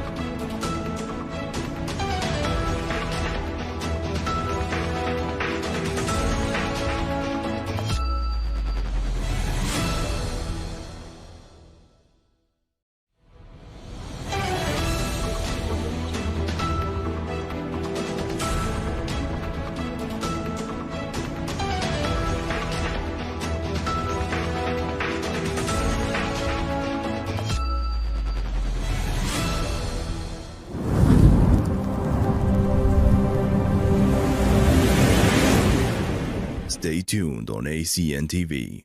We will be right back.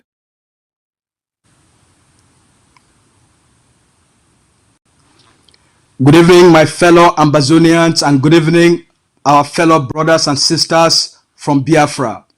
I am Lucas Asu. We'll be doing the post-analysis of the joint press conference between the leader of the indigenous people of Biafra, Nnamdi Kanu, and Dr. Ayaba, leader of Ambazonia War of Independence.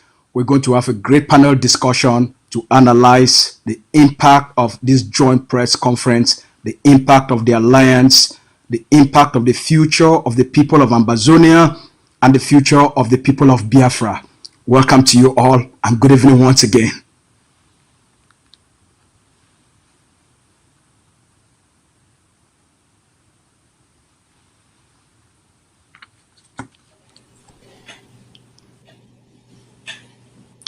Tonight, we are going to be having, in the panel, we're going to be having the Vice President of Governing Council of Ambazonia, no one but the Dr. Julius Nyi, and also Dr. Gabila, who's everyone knows, a firebrand doctor, an economist, a strategist.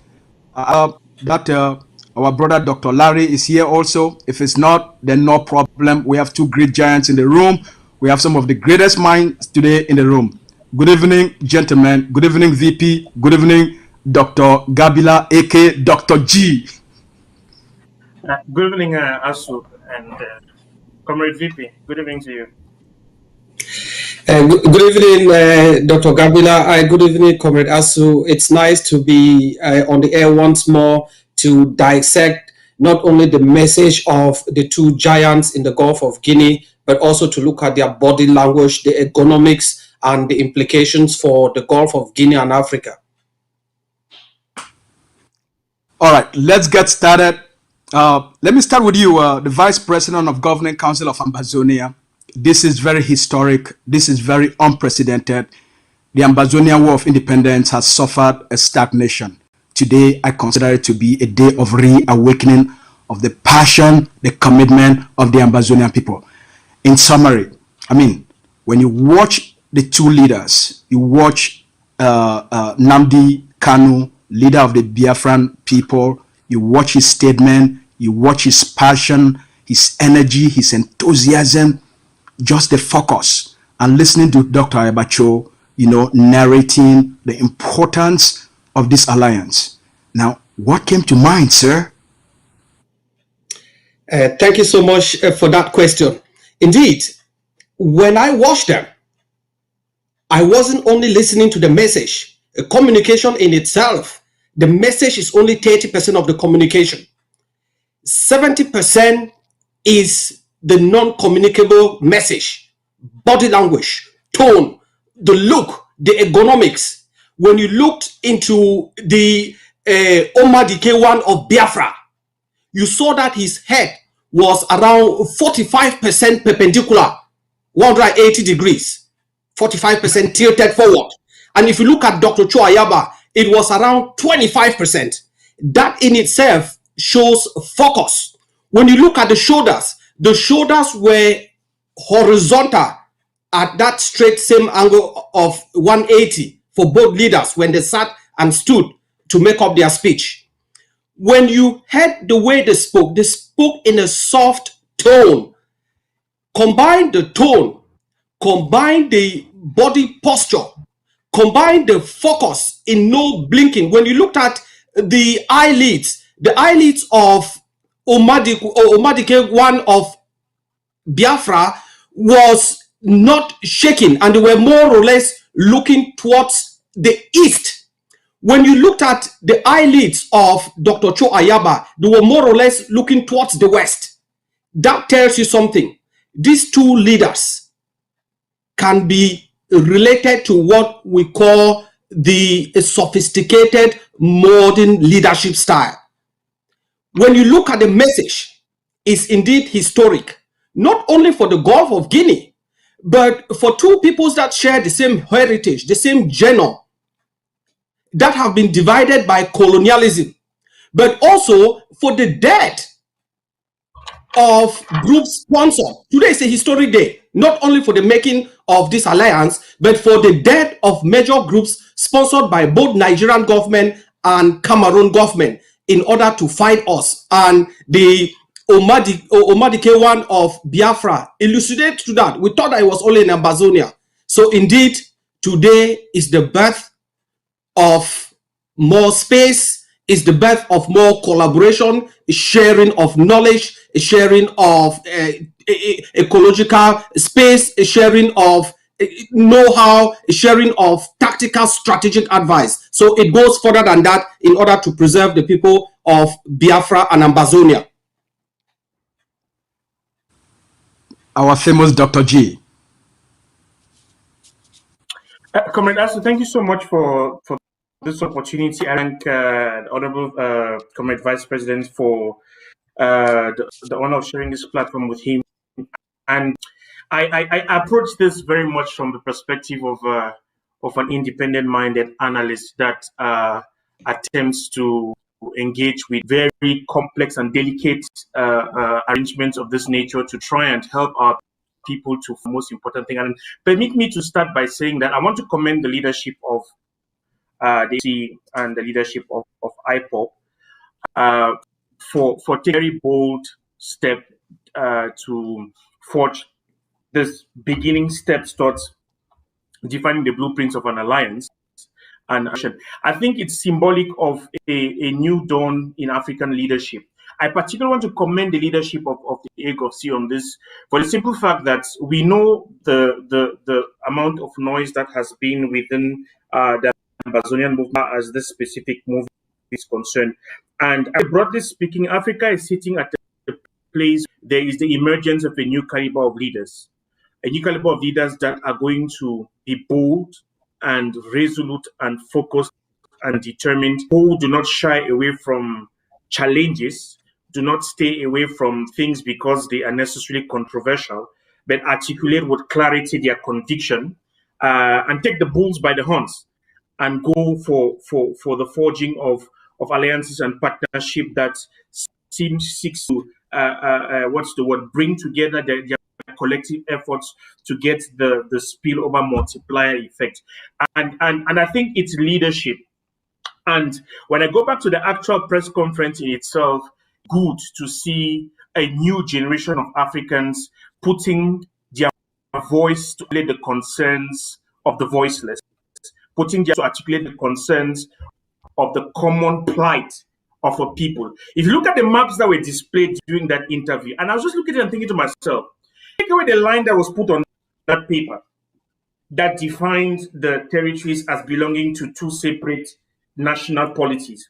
You essentially have a geographical continuum of people that have a shared cultural heritage, a shared history, and the leaders took us all the way back to the Bantu civilization and our common heritage to realize that not only do we share all these in common, but we are all being victims of a decolonization process that has bequeathed upon us political arrangements that do not fit the aspirations of our people.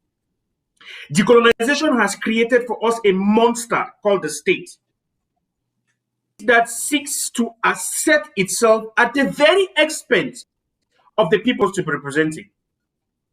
And I think the new era of African leadership, which Dr. Cho, Comrade Nnamdi represents, is an era of African leadership that questions the very essence of our being and the political of ownership and management of resources that define our fulfillment as a people.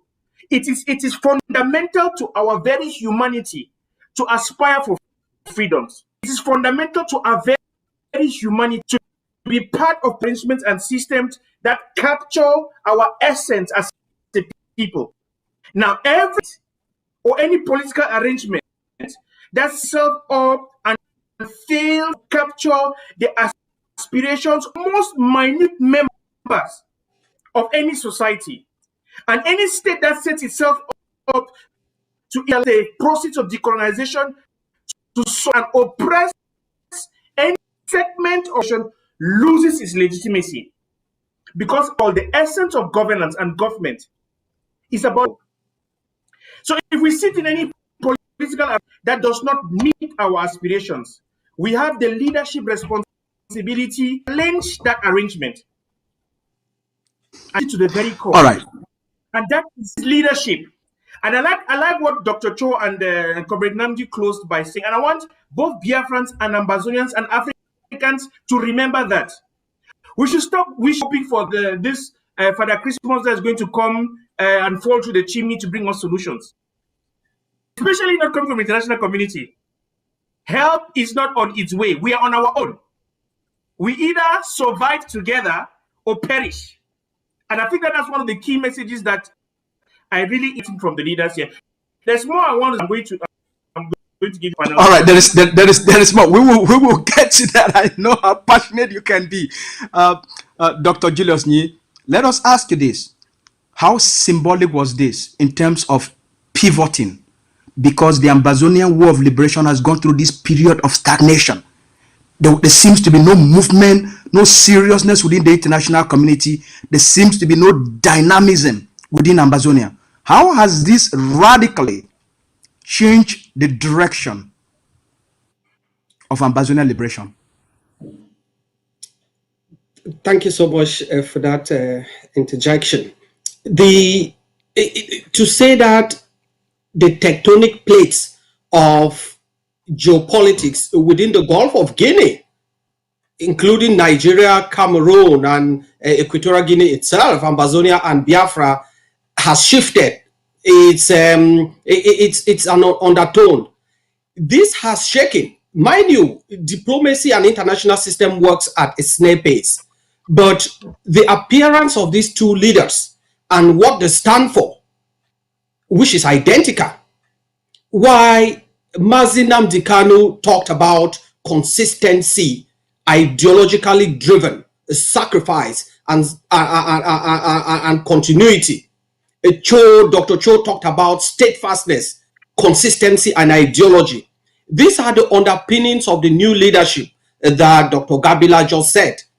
And these are the signals that tell the international community that the people that you separated are coming together for their own good, even though post-independence there will be separate state. This is a statement to say that in the new world order, there are no permanent friends or permanent enemies. There are interests.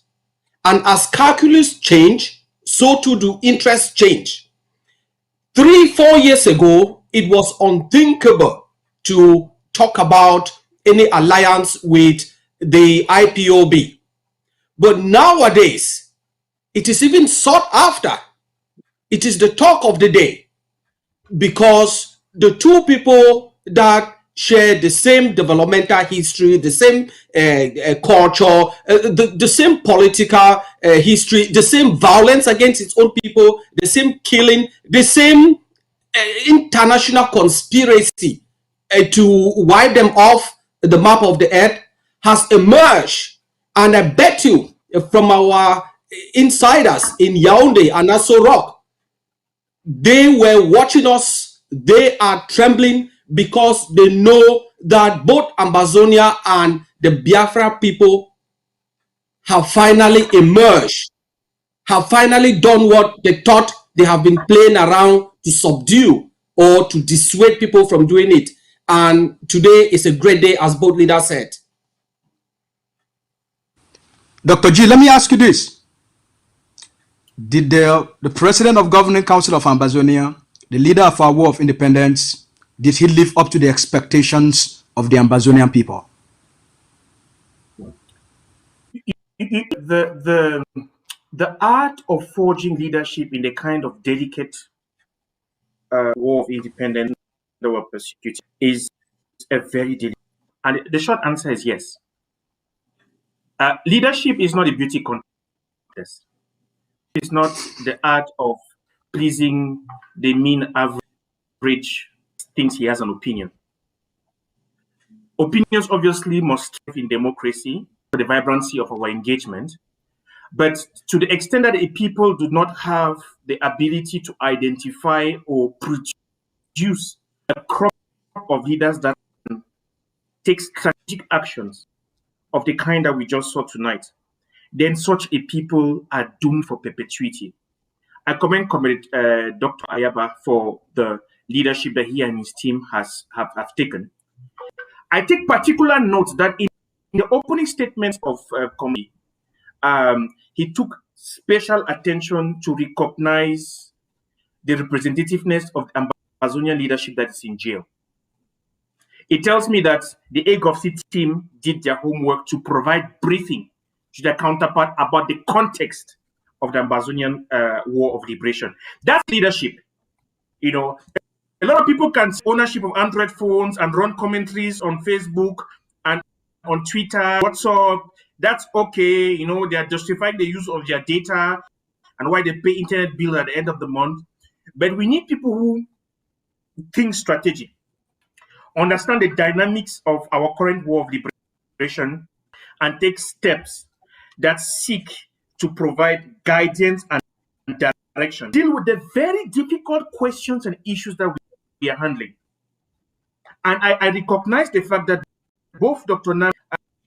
Comrade Nnamdi and Dr. Ayaba understand that this is a first step towards the establishment of blueprint that provides a framework that would explore the possibilities, neutralizing our efforts in order to be able to find, use the words that they put it, to use every means humanly possible to resolve this that we are facing as a people. Build on what Dr. Julius just said earlier on to stress conversation to our partners in the international community.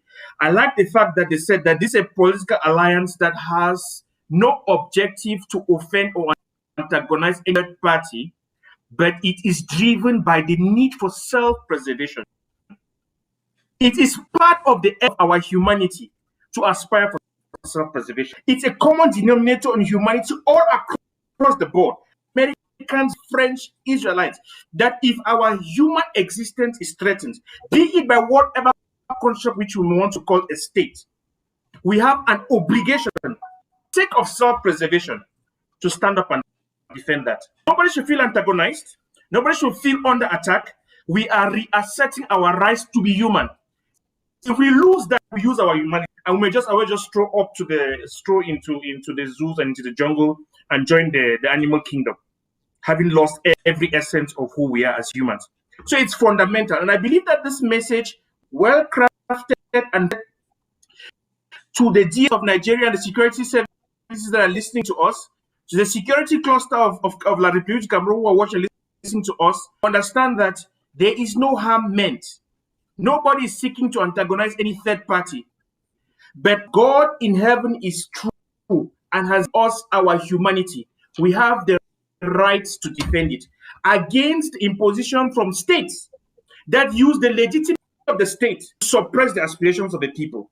And every time a state organizes itself in a political arrangement that does not capture the sense of the humanity, the most minute component of that entity, that state's legitimacy should duly be challenged. Because at the end of the day, and I say it again, Comrade Asu, at the end of the day, the notion of the state and government has to be primarily about the people. And I think that our leadership is putting the issues on the table. We're asking the right questions. We're bringing onto the right issues. We are saying it's about time as Africans where we rise above the vestiges of decolonization and let it not be instrumentalized to destroy us. Comrade Asu, Comrade VP, just give me 1 minute. Let me explore this idea. Go ahead, please. For this interview, I went back to the question of Biafra.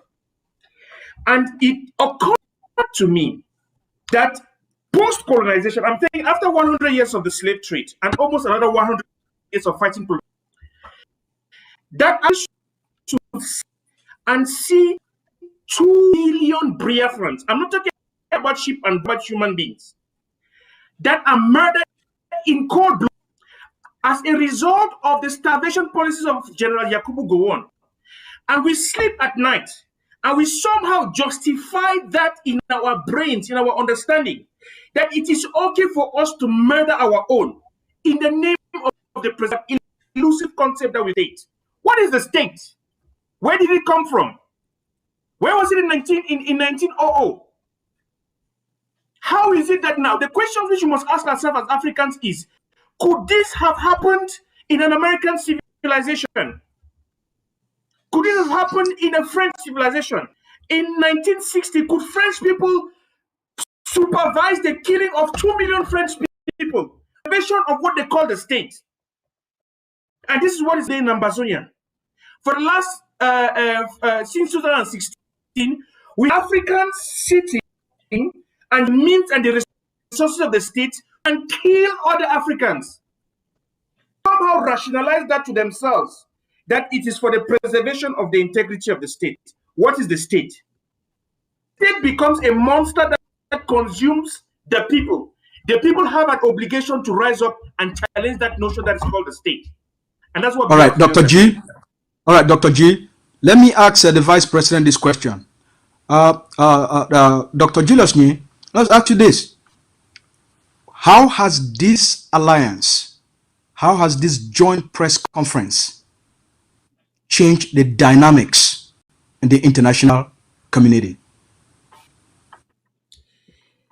This press conference and the symbolism of it can also be equated to our admission at UMPO.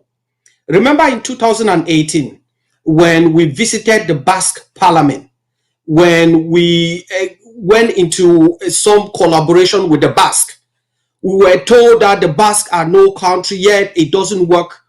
And we explained to the Ambazonian people that we had done our research, we had done our homework, we had looked at our situation, we had looked at the international system, and we understand how it works, that you don't get to the top by playing top game.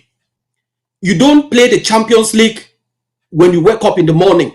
You start with your quarter game to a third division, to a first division, and play the Champions League. So today's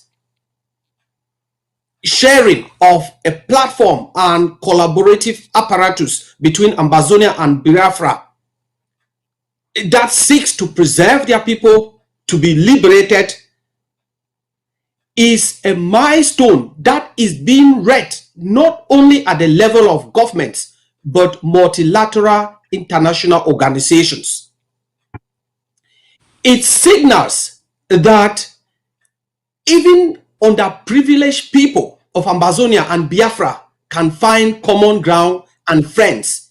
It also opened doors, just like the Basque country did for us, that we could only talk to the Basque. And today we are talking at the middle of the United Nations. That is only a matter of time, as I said in my address last week, that this year is year of power diplomacy. That from this collaboration, other countries will follow suit and align with Ambazonia and Biafra, because their interests would be preserved, their interests would be pursued internationally. It also sends a signal to Cameroon that if you are playing ball, and to Nigeria that if you are playing ball, this is huge and you better resolve this problem once and for all. Remember, the Secretary General of the UN in 1961, Dag Hammarvoort, the Dutch diplomat, said that merging Ambazonia with Cameroon was like submerging a balloon under the sea. It's going to come up. And it came up full scale in 2016. This in itself, through our diplomatic contacts in the last 3 days alone, there's been just so much activity. And we knew all of them were watching, because they had said they were going to watch, to put that in their own calculations and how this crisis is going to be resolved. But let Cameroon, let Nigeria make no mistake. From the stance of these two leaders, Comrade Nnamdi Kanu and Dr. Cho Ayaba, you can see that they are ideologically driven. something that most African states don't have. Even their countries are run on a day-to-day policy. They are not based on any ideology or any strong foundation to protect the lives of Africans and their countrymen and women. That these two guys, look out for them. It's a new beginning for Ambazonian people and Biafra people. It's a new beginning for the Gulf of Guinea. It's a new beginning for Africa. Dr. G, let me ask you this. How has this alliance reinvigorated the commitment of the Biafran people based on what Nnamdi, the leader of the Biafran indigenous people, Nnamdi Kanu, has expressed today? I think we are witnessing the emergence of a new body politics within the Gulf of Guinea. I thought Biafra are going to find validation. They're going to find in the fact that across the artificially created borders, you have a group of Ambazonians that have of their. Let us not forget that in exactly the same way that the Liberation took time to Amazon, to the extent that some people don't want to identify themselves as Ambazonians, is exactly the same way that Nigeria took time to demonize the concept of Biafra. That's relatively we used to call us Biafrans, which is arm, and arm in itself in international warfare and diplomacy, part of the propaganda arm. So I think that what we are doing, this alliance, is mainstreaming the denomination that we have used to call that our enemies have sought to bastardize and paint a negative of an elsewise aspiration of the people. So we're bringing Biafra out of the closet. We are owning their plight, and we are giving them validation, and we are telling them that as much as we do not share in this whole oppress that we are witnessing from the colonial regimes that we have set in the form of the states of La République du Cameroun and the Nigerian government, we are finding common cause in our common experience to define one destiny because of the common geographical space that we share, as we have both been victims of a common Fulani conspiracy. Now, the vice president, let me ask you this. Now, with the emergence of a vibrant, charismatic, ideological-led leadership from Nnamdi Kanu of the Biafra and leader of Ambazonian War of Independence, Dr. Ayaba, is this a change in the Gulf of Guinea? Would these two emerging nations become the new light to represent a generation that has been oppressed for centuries? I couldn't deny your statements. This is what they said, each of them, that we will not bequeath to the next generation the same status quo that we inherited. We will give our next generation something better than we got. Remember, there is a saying that the fish starts getting rotten at the head. So if you have a good leader, you get good outcomes. If you have a bad leader, you get bad outcomes. With these two leaders, it builds that conveyor belt. It builds that following of new leadership within the Gulf of Guinea. It shows the people the kind of leadership that they've been yearning for. It reinvigorates, it re-energizes those that are defending their sovereignty. It gives hope to those that have been under servitude for the last 60 years for most countries. It allows them to be able to stand firm with an ideology, defend their land of birth, and die for it until independence comes. When I look at the two of them, Bluetooth connected. I look at the current leadership in both countries, and you find that there are total opposites. Where you find the leader of the Biafran people very charismatic as the leader of the Ambazonian War of Independence, you find a lame dog president in Aso Rock and another lame dog dying president in Etude Yaoundé. And this goes to show you that with charismatic leadership, with this new crop of Ambazonian and Biafrans, you will get what you see on the tin. I thank these two gentlemen so much. Many people were questioning, why do you do that? Why should we join with the Biafra? We are not fighting the same war. The Biafrans weren't recognized in 1961. But remember that the public announcement of this is as a result of months of back and forth meetings that these two organizations have had. And they have studied the international system. They have studied how they are hemmed in within that Gulf of Guinea by two superpowers. And they've seen that the best way to preserve yourself is to stand for your rights. Self-defense is a universal right, and the Ambazonian people and the Biafran people will defend themselves. And as they said and reiterated by Dr. G, nobody is coming to our help. The Ambazonian people will do it by themselves, the Biafran people will do it by themselves. So this is a good day for leadership, not only for the two gentlemen, but for the new crop of leadership, because people tend to emulate what they see. Not everybody, but many people tend to emulate what they see. If you see corruption in Cameroon and Nigeria, you tend to become corrupt. If you see leadership and leadership, you tend to become transparent. And these two gentlemen shine excellently in this light. I hear. The public wants to have some calls for the two of you. Someone is calling from Toronto. Go ahead, please. Hello, my name is Dr. Chidi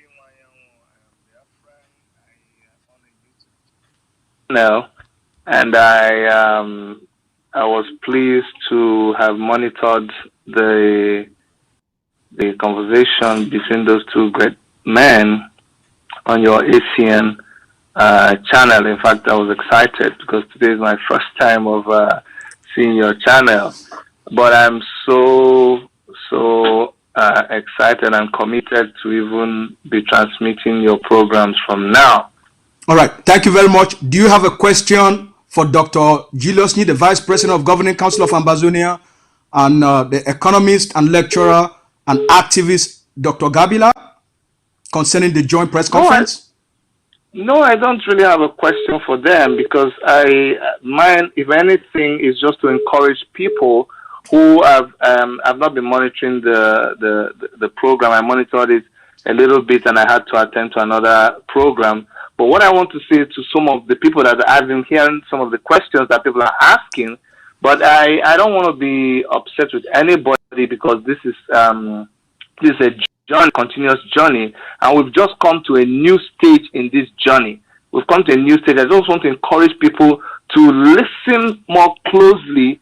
I am very, very impressed that we have people like them. I'm excited. I'm going to pay more closer attention to them, but I want people to pay closer attention to the Ambazonian struggle and what you guys are putting out there. The more they get closer, the more they understand what is going on, the more they will be able to see that we all are actually fighting for the same goal, and that is just liberation of our people. So all I have for them is thank you very much. Your 2 minutes. Thank you very much. Your 2 minutes are up. Let's give the space for others. Thank you very much from Toronto. That's an Ambazonia, or that's our Nigerian who called from Toronto, Canada. Let's take this call from the United Kingdom.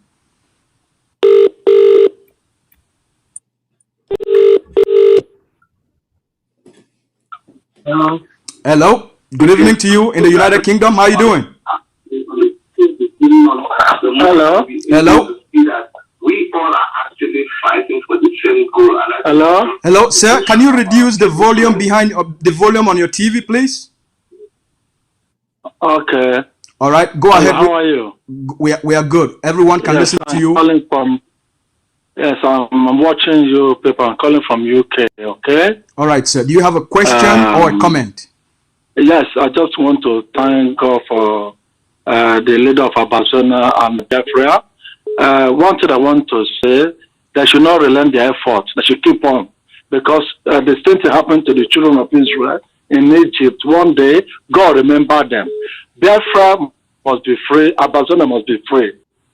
I just want to ask the Vice President, how are you coping with your people? Go ahead, the Vice President. The relationship with you and them, how is it getting on?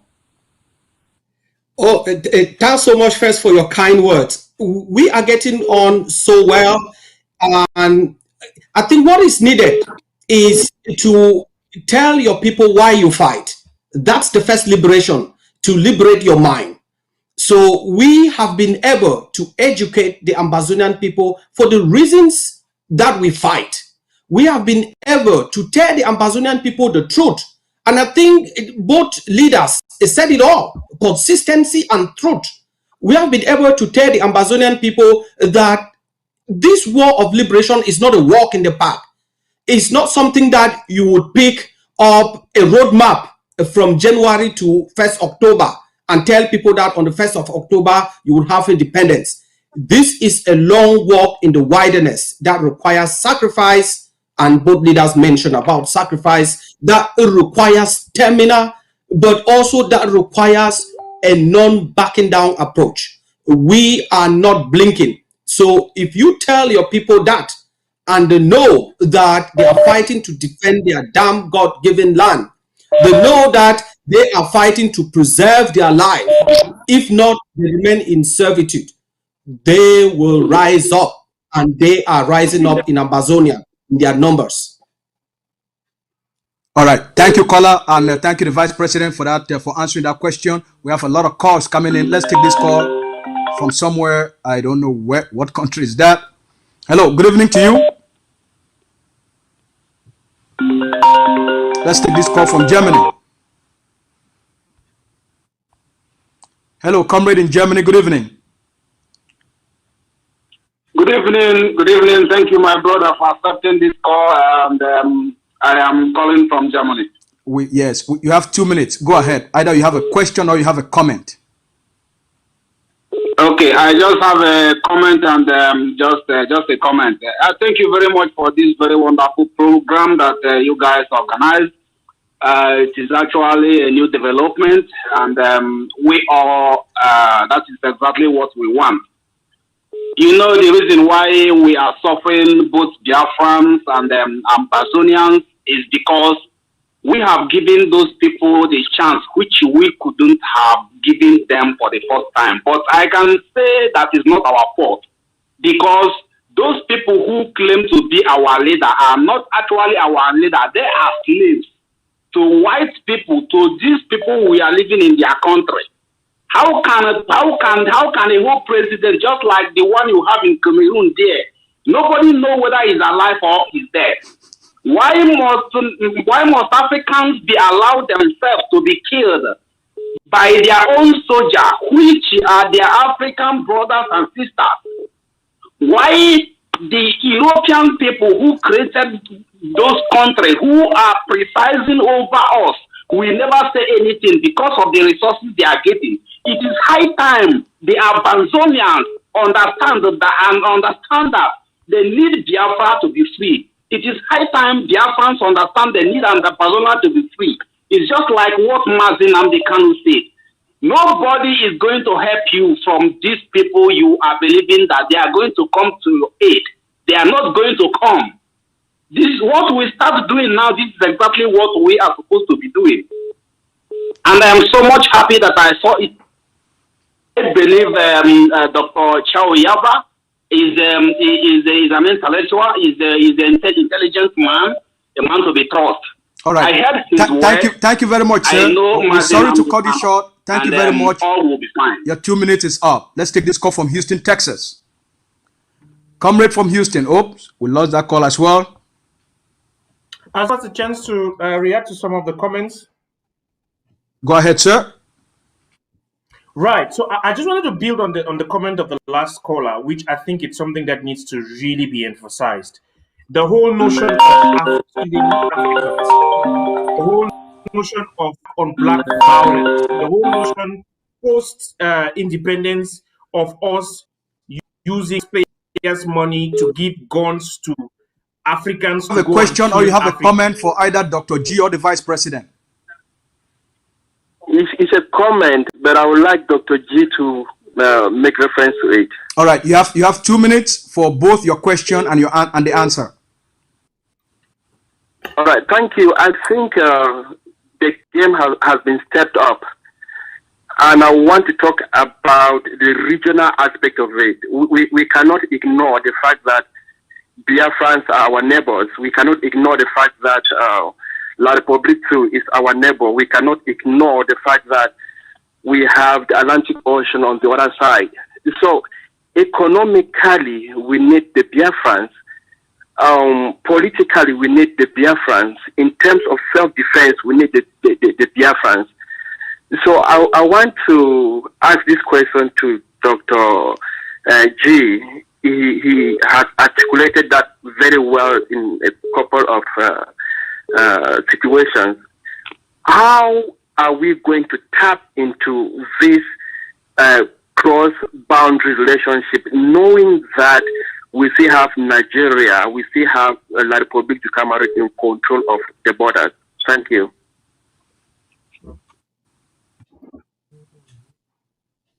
Okay, Dr. G, go ahead. Yes, thank you much to the caller for that quick question. Very quickly, as both leaders articulated, the combination of Biafra and Ambazonia is a population, it's a territory, and I think Dr. Ayaba articulated that, of about 78 million people, to be corrected, which he said is larger than over 100 different member states of the United Nations. That speaks of a market. That's number one. Number two, the two territories we are talking about have a unique advantage of not being landlocked. We both have access to the sea, which means that in terms of trade, in terms of the ability of the economy that could, of a potential regional economy that could emerge out of these two territories, there's a sense in which there is a guarantee of economic sustainability. Both leaders made reference to the fact that there is a significant amount of trade that is taking place between both territories at the moment. And the emergence of the concluding phase of the war of liberation should lead to the creation of cross-border infrastructure projects that make these economies to be more integrated with each other. Let us not forget that from a geostrategic perspective, both regions are sitting on the border of your CEMAC and your ECOWAS regions. It becomes a critical point of contact for trade between the broader two economic regions and African Union economic integration perspective. So the potential is huge. The potential is huge. The argument and ability is beyond question. I don't want to go into the question of ownership of resources and the wealth that is sitting beneath the soil of these two territories. I don't want to go into the question of the enormity of human resources that are shared by these two territories. But it's a question which is with the caller's question, which I think that we need to take into account. At the end of the day, say worst case we emerge with enmity from both Nigeria and Cameroon. We do have what it takes to be able to survive and interact with the rest of the world. But our hope is that reason is going to prevail. And as the Vice President started off by there are no permanent enemies when it comes to issue of international diplomacy. We just to prevail, respect to be mutual, for us to be able to get Asura and ATP to a place where economically and politically they treat us with respect. Go ahead. Do you have a comment or do you have a question for Dr. G or the Vice President? Yes, I just have a comment. I just want to thank all of you. I want to thank you, and just to give compliment to all of you. My name is Mazi Nnamdi Kanu. I'm calling from all the way from Netherlands. All right, welcome. Good evening. Welcome and good evening to you. For your great jobs. I say, may God bless you for all this good job you're doing. I'm a born Biafra and, of course, an activist on the platform of Biafra. May God bless you. Welcome, sir. Thank you. The only thing is, I want to be able to tell all the Ambazonians, especially those of us who are very, very equipped in the broadcasting on the Facebook, we should stand up and keep this move.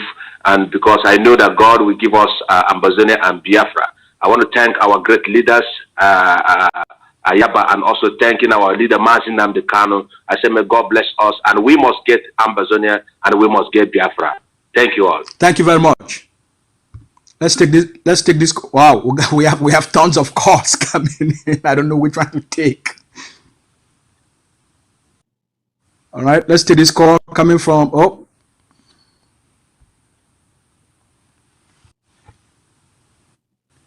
we have a few more minutes for the leaders to take calls.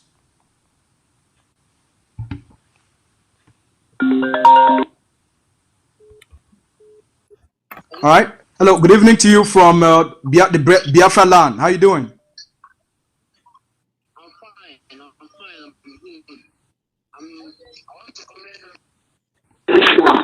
Hello? Yeah. Do you have a question or you have a comment for the Vice President or for Dr. Gabila?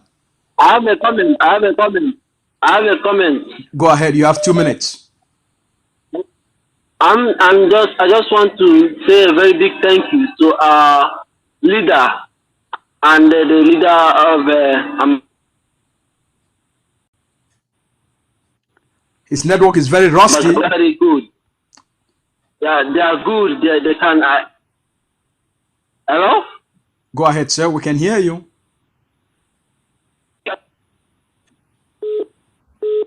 His network is rusty. Let's take another call.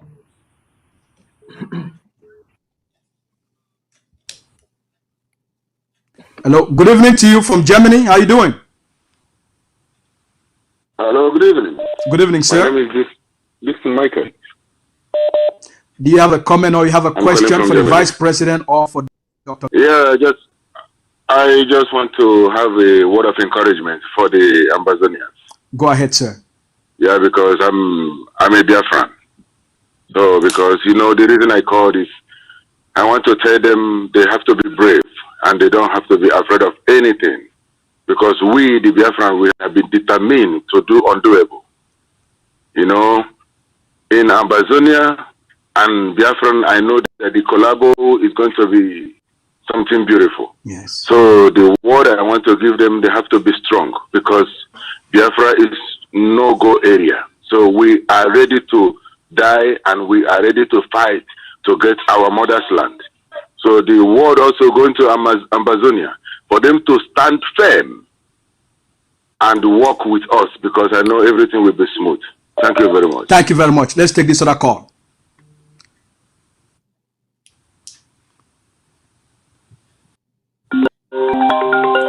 Let's take this call from California. Good afternoon to you. Good afternoon, Mami. Yeah, good afternoon. I'm calling from USA. Yeah, I know you're calling from California. How are you doing? I'm doing good. Do you have a question or you have a comment for the Vice President and for Dr. Gabila? I just want to give you a word of compliment. Go ahead, ma'am.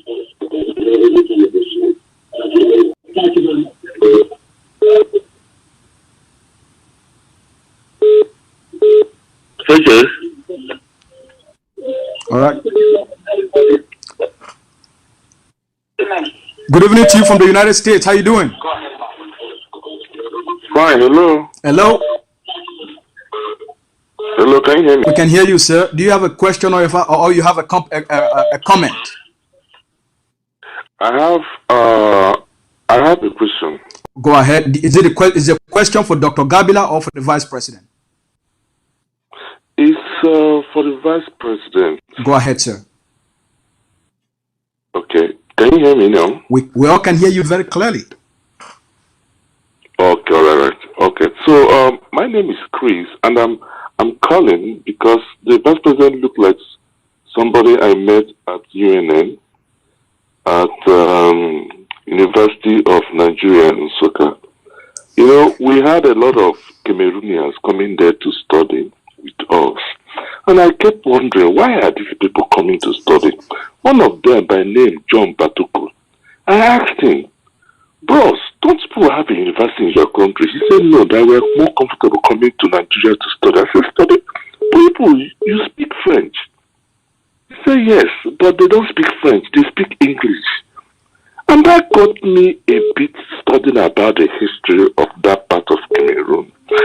Now, what I want to ask is, please, can you please give me a brief background to how you people began to speak English and how this led to the conflict or the quest for freedom? I just want to link these two factors. Your English speaking and your quest for freedom. Thank you. Thank you very much. Go ahead, sir. Thank you so much, Comrade Chris. You're totally right. When French Cameroon decided to start officiating Ambazonia, many indigenes moved to the Biafra land in order to study. Our origin, we were colonized by the British, you know, and therefore we spoke the British language, which is English, just like Nigeria. So that's where English language is coming from. But again, the view of Ambazonians or people from that part coming to study in Nigeria is due to this economic deprivation, but it's also due to this natural affinity that in difficulty, you always move closer to people that look like you, that behave like you, that are like you. So we couldn't go to somewhere else, but we could go back to where the Bantus are found. We could go back to our roots, and that's just a nature. I hear it for now. If you want to know more about, we could talk about the entire struggle, and we started as a struggle, and then picked up as a war of independence for a lot of days. But I would like you to visit www.ambazonia.org, and you'll find tons and tons of information about it, please. Or you can just Google Ambazonia. You would find tons and tons of information. Thank you. Let's take this call from South Africa. Good evening to you from South Africa. Hello. How are you? We are all well. We're happy to talk to you. Yeah, very good to talk to you. I'm very okay. I have my name is Chika Nene Onyagiri from South Africa. I'm very happy for what is happened today, the epoch-making event that took place today between the leader of Biafran people, the Ohabadike Biafra land, Nnamdi Kanu. Can you hear me? We all can hear you. Go ahead with your comment or your question. All right. Thank you so much. And also, Dr. Lucas Ayaba. One thing, I have a question under this comment. And yes. My question is going to the Vice President. As you can see tonight, you have a lot of Biafra people calling you for a reason. Of course, because of the outcome of this meeting. And I say that to say that Ambazonian and the Biafran are one people. When I look at you, I see myself. I mean, look at you, look at the way you smile, exactly the way Biafran smiles. So, we are one people. Yes. That's why. So, my question would be, if we are to gain more international recognition, and it appears that United Nations would want to have us march together, is it possible at any point in time for us to form a union, kind of union of nations? Thank you. Thank you very much for your question. Go ahead, Mr. Vice President. Yeah, thanks a lot. I think the people of Biafra and the people of Amazonia are already members of the UNPO, the the unrepresented nations of people organization. So I think we are already working together in that regard. But also, as the leader said, our strategy is no need recognition. They would have recognized us since 1961. So our primary objective, goal, and strategy is to defend and take our land and own it, whether they recognize us or not. There are more than 24 independent states that are not recognized by the UN. Nobody is going to come and help us. The day you take your land back from Aso Rock or from A to D, the UN will run to you to do business, to recognize you. So, and you are true, the people of Ambazonia and Biafra are the same people, the same genes, the same smile, the same thinking, the same tradition, the same way, the same everything. Indeed, we are truly blessed in that Gulf of Guinea coast.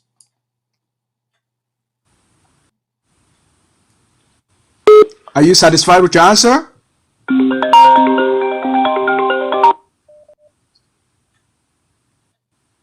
Hello? Hello? Yeah, hello, good evening. Good evening to you, sir. Yes, my name is Elvis. I'm calling from Germany. All right, good evening. Do you have a question or you have a comment? Do you have a question for Dr. Gabila, or you have a comment or for Dr. Julius Ni, or you just have an excited comment?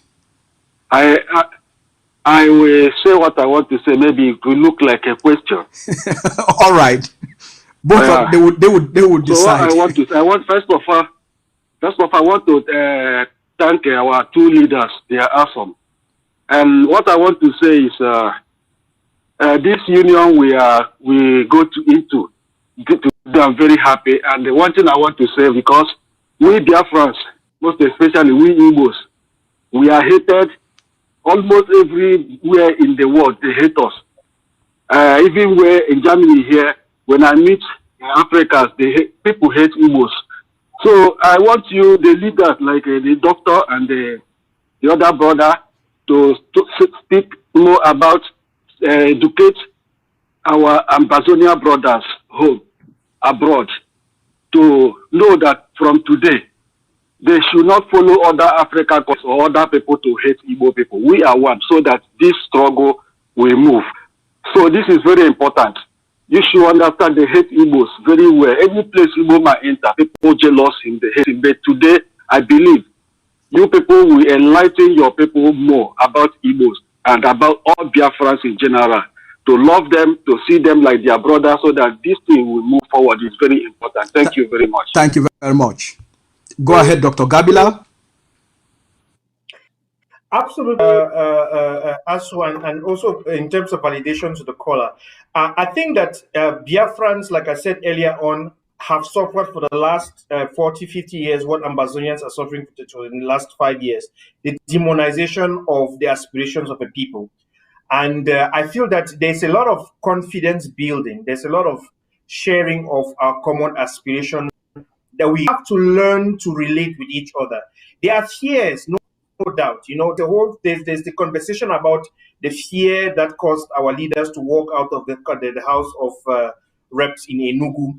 But this is 50 years down the line, and it's a new generation of leadership that is exposed, that is informed, that understands the way the world functions of people-to-people relations. So I think it is the task that we have ahead of us to reassure our people about what we stand to benefit by exploring the commonalities that we share, the common cultural identity, the common geographical continuous space, the potential of our combined territories, and the huge human resources that is sitting amongst our combined people. I need to also just say, Comrade Aswan, to the caller, that it's not going to be easy. After the euphoria of this launch event, the real work begins after tonight, because it's going to be tested. Caller, just hold on, please. We are going to have to prove the determination of our resolve, but I believe that both leaders and the broader spectrums of the team that stands them have taken the bold leadership decision to say, let's put this on the table and let's make it work. So the work only begins today. And we have a responsibility. Thank you very much. Like the leader, to make sure that we bequeath to posterity a different reality which we have experienced as a people. And we are holding. Thank you very much, Dr. Gabila. Let's take this call from Texas. Go ahead, comrade from Texas. Yes, thank you, moderator, and thank you, our great leader. My name is Chukuma Ewuzie. I just want to make a comment and commend each and every one of you, especially our leaders. The message what I want to say is this: the journey has just started. So our AMBAZONIA brothers, our Biafran people, this is a call, wake-up call. We must all rise to it. The momentum must be kept on going. The only thing that scares the oppressor is when the atrocities are known. And I think by this joint conference today, the coast is very clear. Those who doubted, they will not believe. So all hail, all hail AMBAZONIA. Thank you. Thank you very much.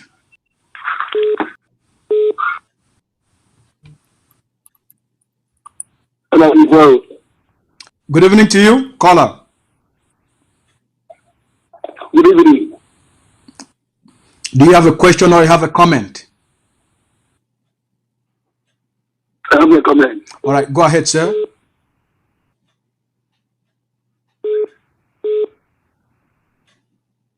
Your line seems to be very rusty. Take another call. Go ahead, sir. Hello? Hello? Yeah, go ahead. Yes. My name is Anayo Obunna. I'm calling from Copenhagen in Denmark. All right, right on, sir. Do you have a question or you have a comment? I have both. All right, make it fast. I will start with a comment. All right. Good. And then I'll end up with a question. I really want to deeply appreciate you and our leaders, Dr. Cho and Mazi Nnamdi Kanu, and also our panelists. I want to thank you a lot for the work you are doing. Let me start by saying that I did my first degree at the University of Jos in Nigeria, and then master's at the University of Nigeria before coming to Copenhagen for my PhD. And when I was doing my bachelor's, my class rep was a Cameroonian, in fact an Ambazonian, a very diligent, hardworking man. His name is Emmanuel Onfo. He's in the United States now. A great guy. We worked and we related together. You never know any difference. In fact, when you see him, you will think he's an Igbo man. When I came to University of Nigeria and Soka to do my master's, I met other Cameroonians. In fact, there was a guy, a doctor in the Department of Economics. Fonta, that's his name, Dr. Fonta. Great guy. You don't know any difference. You would think they are all Igbos. And there were lots of other Cameroonians at the Soka. We are all relating. No difference. So when I hear these things, I think, wait, how did we get to this place, this level, where we are? But you see, what has taken place today is so exciting.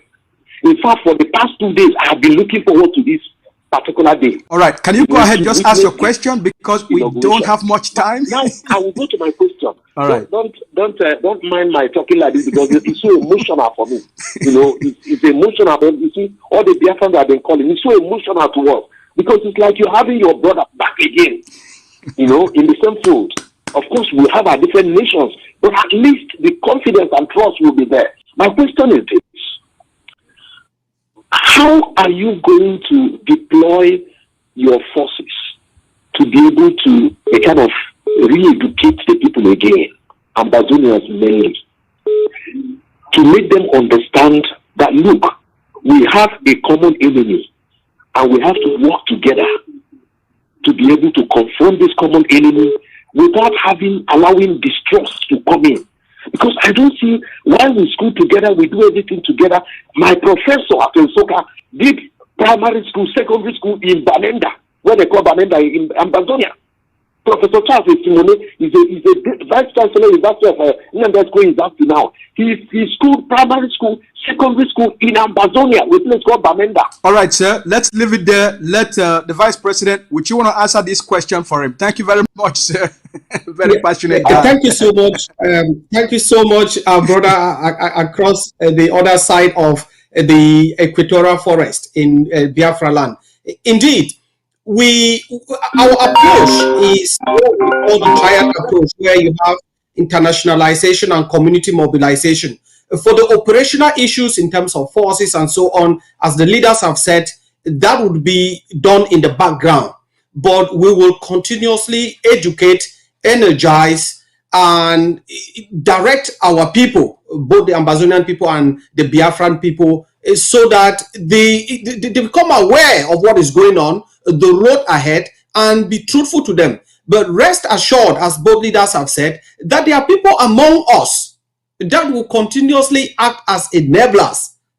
It's not going to change. But you should remember that in most revolutions, enablers and infiltrators always outnumber liberators. But in the end, liberators always win because they are fighting for a just cause. They are fighting based on an impeccable underpinning. They are fighting for survival. They are fighting to get out of servitude, and they are fighting to preserve their dignity because they have nothing left. So I think with our third arm of internationalization and community mobilization, we would operationalize that at the ground level, and that's going to translate into more energy. It's going to translate into facing our enemies with more ferocity. All right, that's we're going to take the last call for today. Who's the lucky caller? Let's take this call. Who's the lucky caller?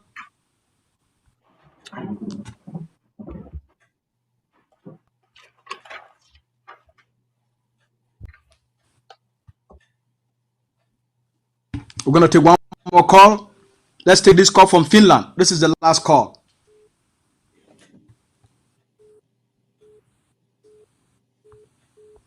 Everybody's trying to get through.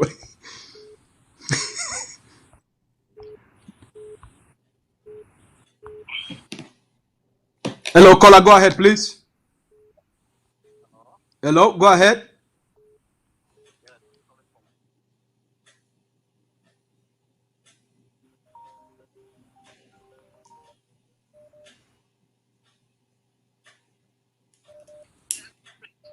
Hello?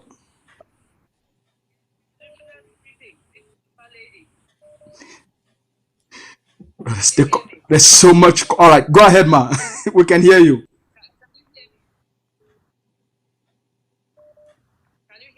Yeah, we can hear you now. Okay, thank you. Yes, I just wanted to say that this is indeed a beautiful day for the people of Ambazonia and the people of Biafra. I am so glad, and the confidence that our two leaders have displayed during this joint or conference or press briefing should give all the people of Ambazonia and Biafra, the courage, those that were sleeping, those that thought that we've come to the end and there is no light at the end of the tunnel. I hope that today will be a turning point for each and every one of us. I want to wholeheartedly thank both leaders for articulating the plight of the people in such a way that even somebody with a stone heart will understand what the people or our people have been through. We are the never again generation. To all the spoilers, the enablers, the two leaders have made it categorically clear that we are the never again generation. We are the no blinking generation. So that tenacity that they have displayed today, we should tap into that. Each and every one of us should look at ourselves and ask, What are we doing? Our leaders are doing their best. What is it that we can do to support them, to make sure that, like they said, we bequeath to the next generation something better than what we inherited? I want to thank Dr. Ni and Dr. G for articulating as well and for answering even the difficult questions. Together we are stronger. Let's remember, we are doing it for Mother Ambazonia and for Mother Biafra, because it is this generation, it is this God-chosen generation that will liberate these two countries. So I hear, thank you very much, Mr. Lucas Ashu, your wonderful smile, and for moderating this very well. Thank you. Thank you, Ma. Thank you very much. Ladies and gentlemen, my fellow people of Biafra and my fellow Ambazonians, we've come to the end of our conversation tonight.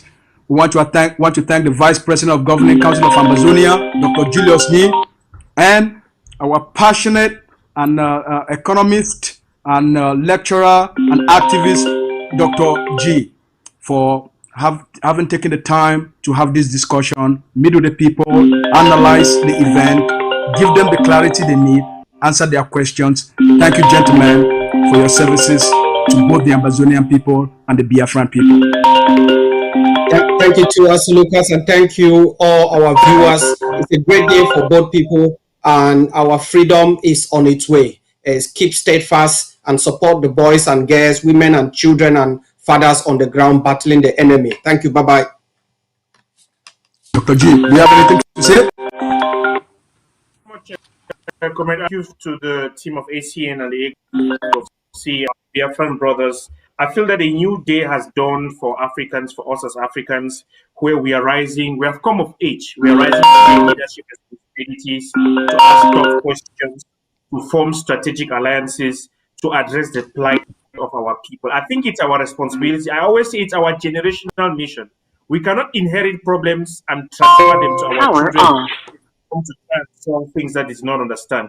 We have the responsibility, the duty, make sure that the problems that we are confronted with, we confront them and challenge and deal with them head on, so that our children would grow in a better reality than what we have experienced. And thank you and your team for the good work you're doing, Comrade Vice President. Ahead. Ambazonians are not easy people to deal with, but don't blink. Look straight forward ahead. I know that some of us right behind you to push you when the time comes, and if it's necessary, they will be your staunch defenders and will promote and validate you the right things with for what you did tonight. So thank you so very much. Thank you to Mr. Vice President. Do you have a closing remark, please? Just a last word. No, I just wish to thank Dr. Gabila. I wish to thank the team of ACN, the Biafran people. Biafra and Ambazonia has come to stay. The shared destiny in Africa is imbued in stone today. It's also the case that never again would the Ambazonian people and the Biafran people be subjected to this kind of tyranny, and that the Ambazonia Governing Council and its leadership, Dr. Cho Ayaba, the Biafran people, especially the IPOB and its leader, Comrade Nnamdi Kanu, that God would bless you people and that you guide your people to freedom. I thank you all viewers. You people should do what it takes to empower these leaders to bring forth your liberation. That is all they need from you. And we are also thanking the fighters on the ground, our jailed leaders in Kondengi, and we can't wait to have you back and know that we will bring you back home. Thank you so much. Thank you so much. Our viewers, have a good night. God bless you all. We will continue the conversation tomorrow. We will continue the conversation over the weekend. So for now, have a good night. May God bless you all, the people of Ambazonia and Biafra. There is nothing more precious in life than freedom. Your freedom is in your hands. There is nothing more precious in life than freedom. Your freedom is in your hands.